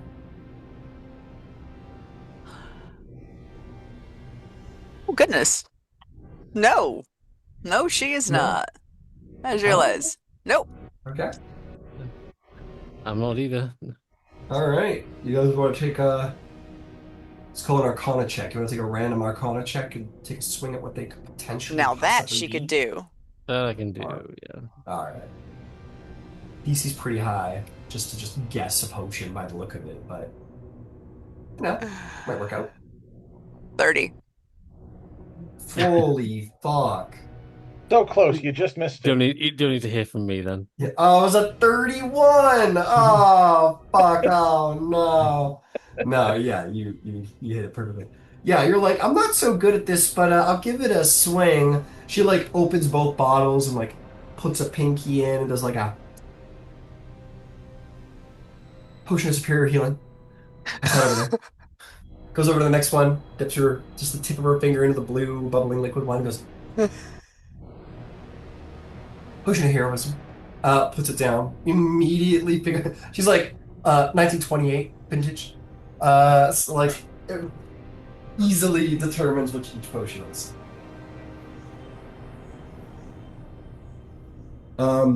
I got nothing for you on the dagger. It could or could not be magical. You're not sure.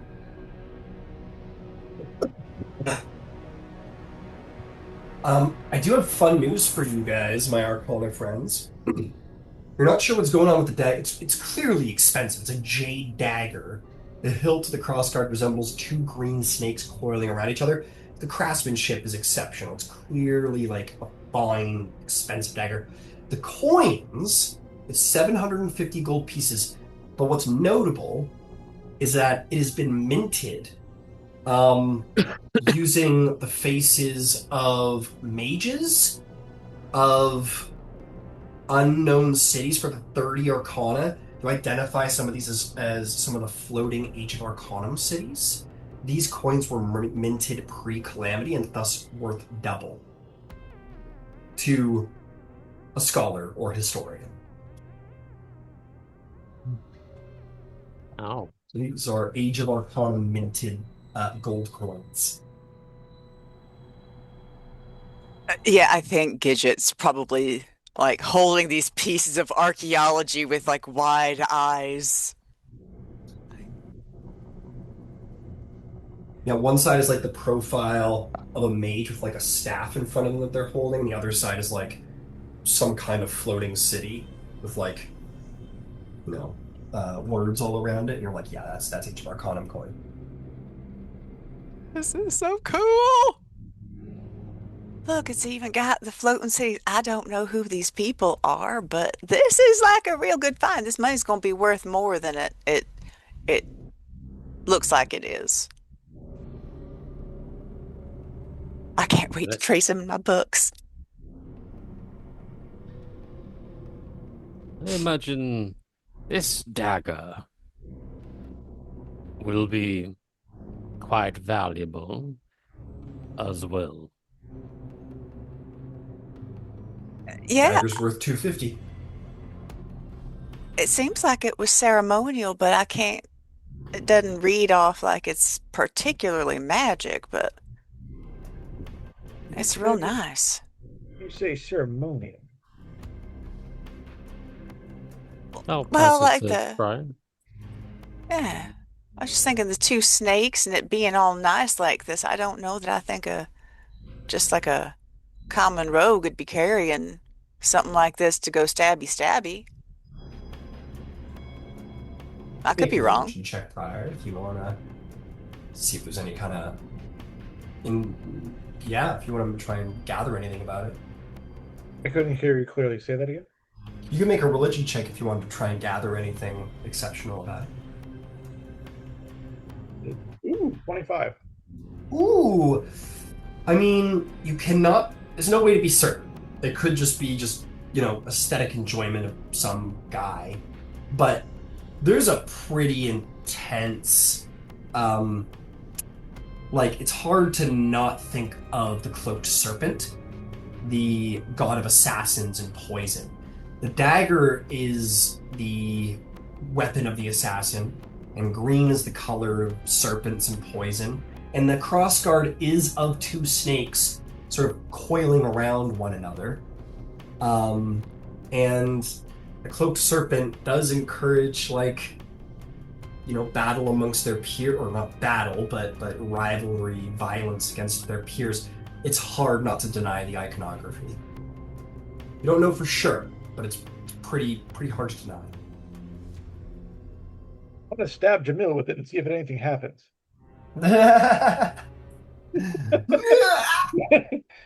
Poke. Did that do anything? Feel?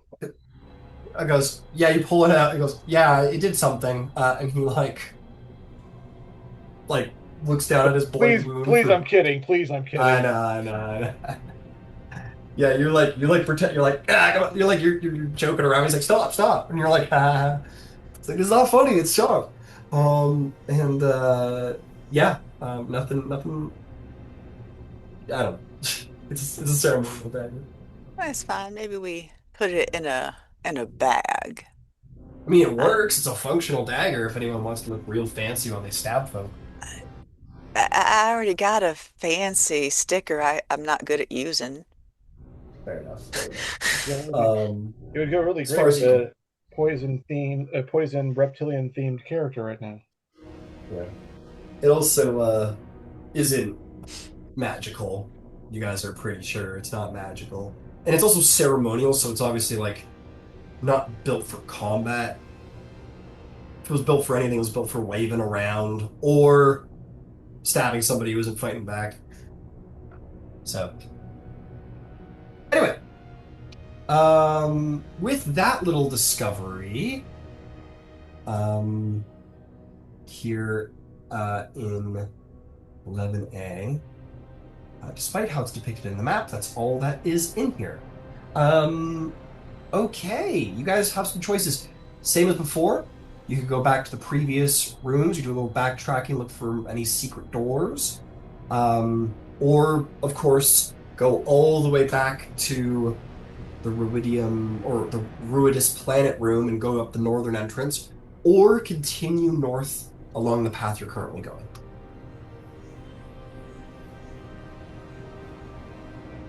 I mean, I tend to be a completionist. I tend to want to go the way I'm going and get it mapped out and done instead of zipping and zapping all over the place.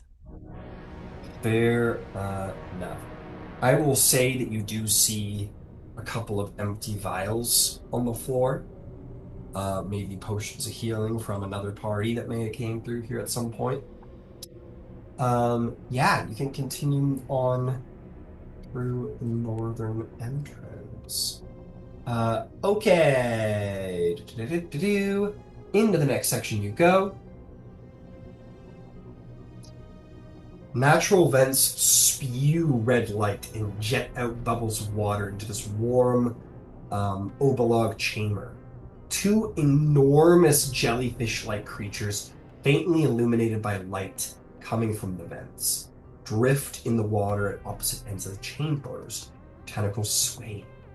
Each is within easy reach of one of the tunnels leading to this chamber. So, before you even get in here, you see the jellyfish. More of those cuddly death things. Yeah, something like that. Cuddly death. Right. Grasping death, what it was? Death's embrace.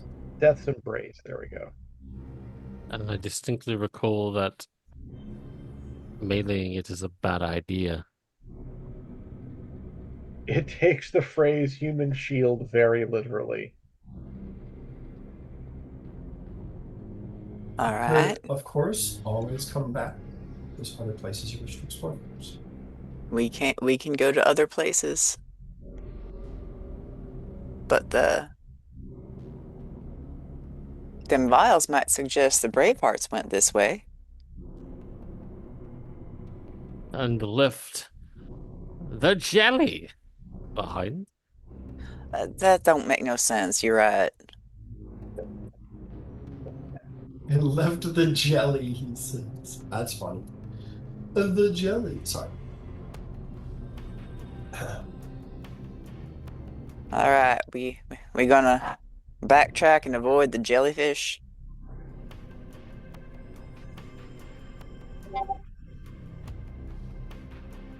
Fair enough.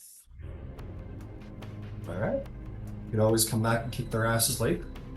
We can come back and kick the jellies later. All right. Back you go. You make your way back into this room where you did your initial fight before your short rest. Did you want to investigate as you go?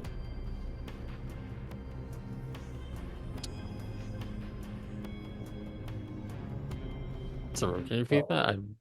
I missed some of that. Oh, sorry. You come back to the room where you did your original fight before your rest. Would you like to investigate before you continue your backtracking? Sure. Sure. All right, you guys, take 10 minutes. Go ahead, investigate. You may take advantage because Jamil will happily help. Nat 20 again. Damn, this man, you don't miss. Yeah, you find a door. This time it doesn't lead to a room, it leads to a passage.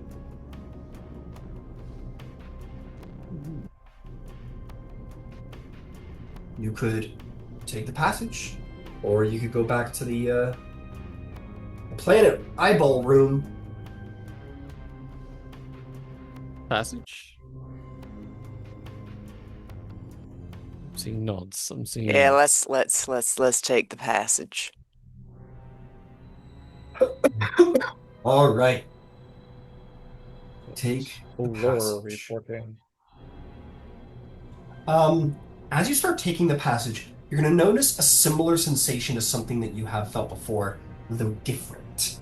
You feel the heat of the water beginning to recede as you move through this passage, and the sort of veins along the ground, almost the sort of innate anger and heat and fury of the previous passages sort of transforming and leaving you behind.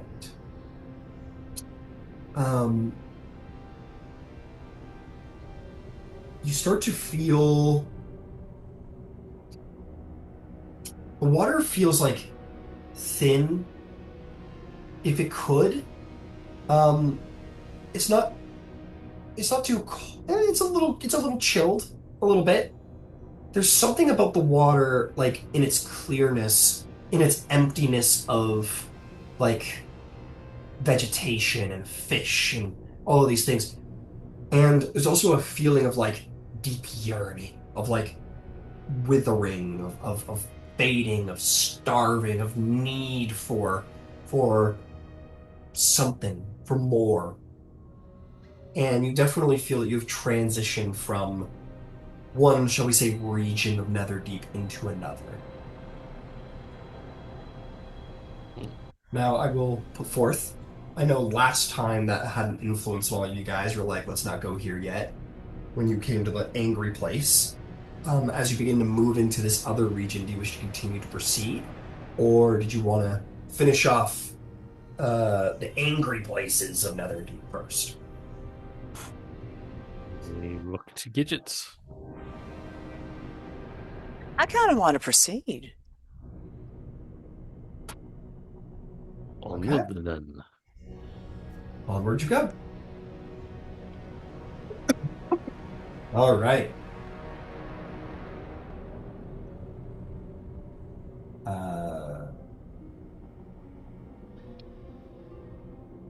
Digit, as it's your decision, why don't you roll me a d10 as you enter into this next castle?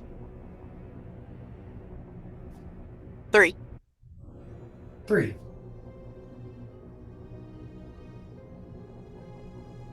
I'm gonna try something.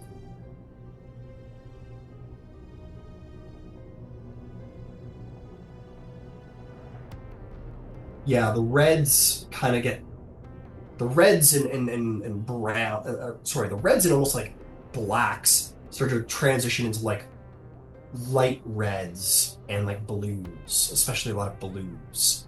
Um, you said you rolled a 3.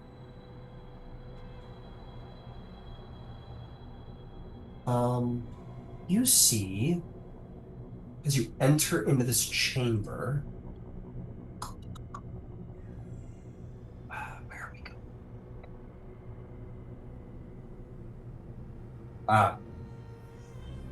So you enter into here,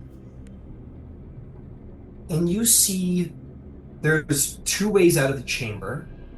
Very clearly, there is one that goes west, and there's one that goes north.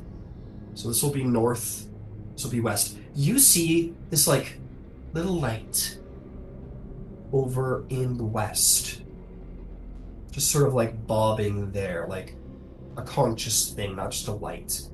And it sort of moves away slowly down that uh, that chamber, away from there, going towards the east, or sorry, the west.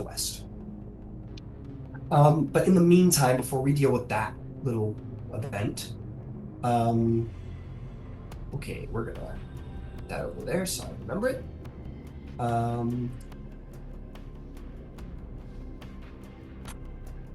Oh, this place is weird. The narrow cavern is 50 feet long, with a 10-foot high ceiling, and an exit in 2 exits. One right in front of you where the little light went, and one at the very far end. The floor and walls are covered in 5-foot thick, rippling carpet of thin, pale arms ending in hands that have long, delicate fingers. At first glance, these limbs might be taken for red seaweed, but a moment later you will indeed notice they rather look like hands and arms. Whispering voices begin to echo in all of your minds, saying things like, "Join us, be with us, never be alone again. Come to us, be free, be with us, don't be alone." What do you do?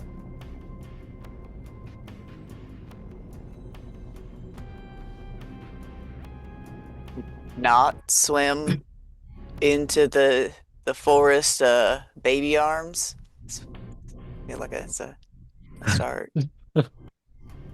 Well, the voices are baby arms, but be assured these are long, red, adult-like hands with Oh. long, delicate fingers. Sort of sway in the water like No bad dozens, touch. if not No bad hundreds of them. touch. Oh no, I don't like that's I got space issues. I just feel like getting in the middle of all that's gonna be a I would like to socially distance from the hand, from the Like arm you and hand see, claw. like you Wait, see all what? of this seaweed in this room, all the green stalks of seaweed. Imagine every single one of those was a hand, or an arm with a hand instead. too many, too many, too many. It's a lot. You want a picture? Oh no. Maybe the picture will entice you to go towards the hands. Who knows? Hands, they are not helping hands. Here you go. Zoom. Oh no. No, Yeah. I think I would like to. I don't know where those hands have been. We do have been in here.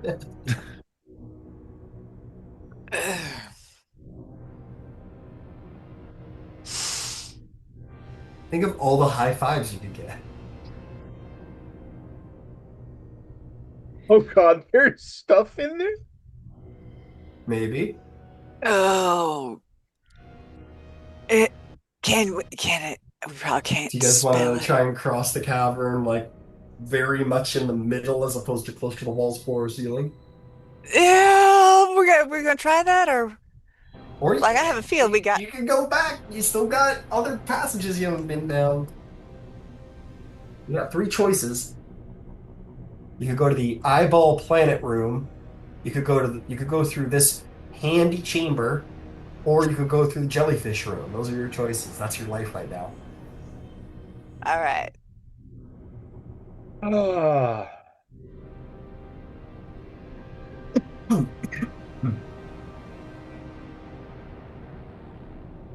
In fairness, the little light, you guys are standing here.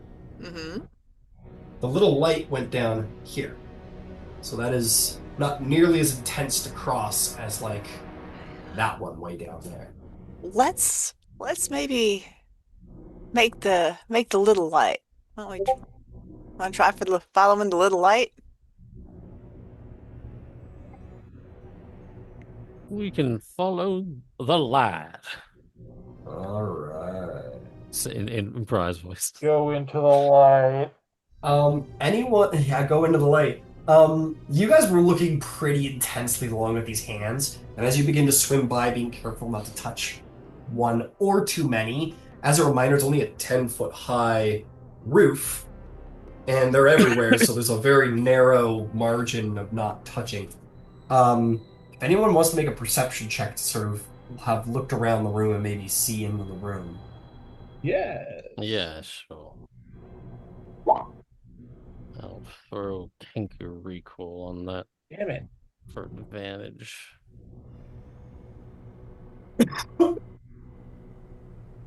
Man, I got Oh my good God. perception rolls and I rolled like crap. I feel like I- a 10 does not do anything. No, I got a unfortunately 12. not. No, 12. Yeah, I Is it- got an 8. I figure Gidget's real Damn, focused on guys. not touching anything, because I have a passive like listen, I will perception of listen. I will say this 19. also though. I was just looking at the time. Yeah. Maybe we can wait until Carillus gets back and he's maybe more perceptive than we are. Too late. Jamil, as we'll end off the session here, as you guys are going through, I'm going to make two notes. First off, Jamil says, hey, look over there. And you guys happen to see in the sort of like in the center of the room, like the picture depicts, the hands seem to be holding a box, a key, a flask of red liquid, and a rolled up scroll. Lastly, as it will be very hard not to touch even a single hand, you're swimming through oh so carefully. Could you imagine you're not touching anything? You oh so through Seeker, you're a little more bulky and you're moving through and whatever. As you guys move through, you will notice the hands aren't like trying to grab. Like as you go close, they certainly like reach out. But should they manage to like make any kind of contact, they're not grabbing, but it's very like caressing. Like if you got your shield seeker, it kind of like just kind of like gently like lets its hand like kind of run along your shield as if these hands are just simply longing for the simplest of touches, the most basic of acknowledgments, and will like if it touches your face, it'll just sort of like put a hand on your cheek, kind of cradle your cheek as you go by, or just sort of caress your arm or try and hold your hand as you go by. Nothing violent yet, as far as you know, but they seem to just want to gently, affectionately touch. Oh man, am I just a big old meanie? Are they just trying to be friends? I'm nothing but malice and abhorrence right now. No gentle touches from me. Yeah, Jamil's like, as the one thing is just like touching his face like this, and he's like, okay, and just kind of moves it away. And that's where we will end the session, as you guys are moving through this room to leave. Yeah, welcome to the Chasms of Yearning. We'll Oh, that pick it was up. great. Yeah, I you did got not realize that Gidget was like not a huggy person until right now. the Apotheon is after 800 years of touch deprivation. He's a very I'll, touchy I'll, fellow. I'll hug him. Yeah, he's Hey, got a. this Netherdeep is. We haven't figured it out yet. Netherdeep is the Apotheon.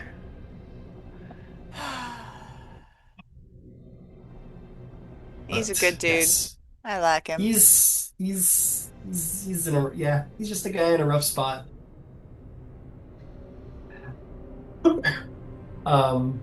All right.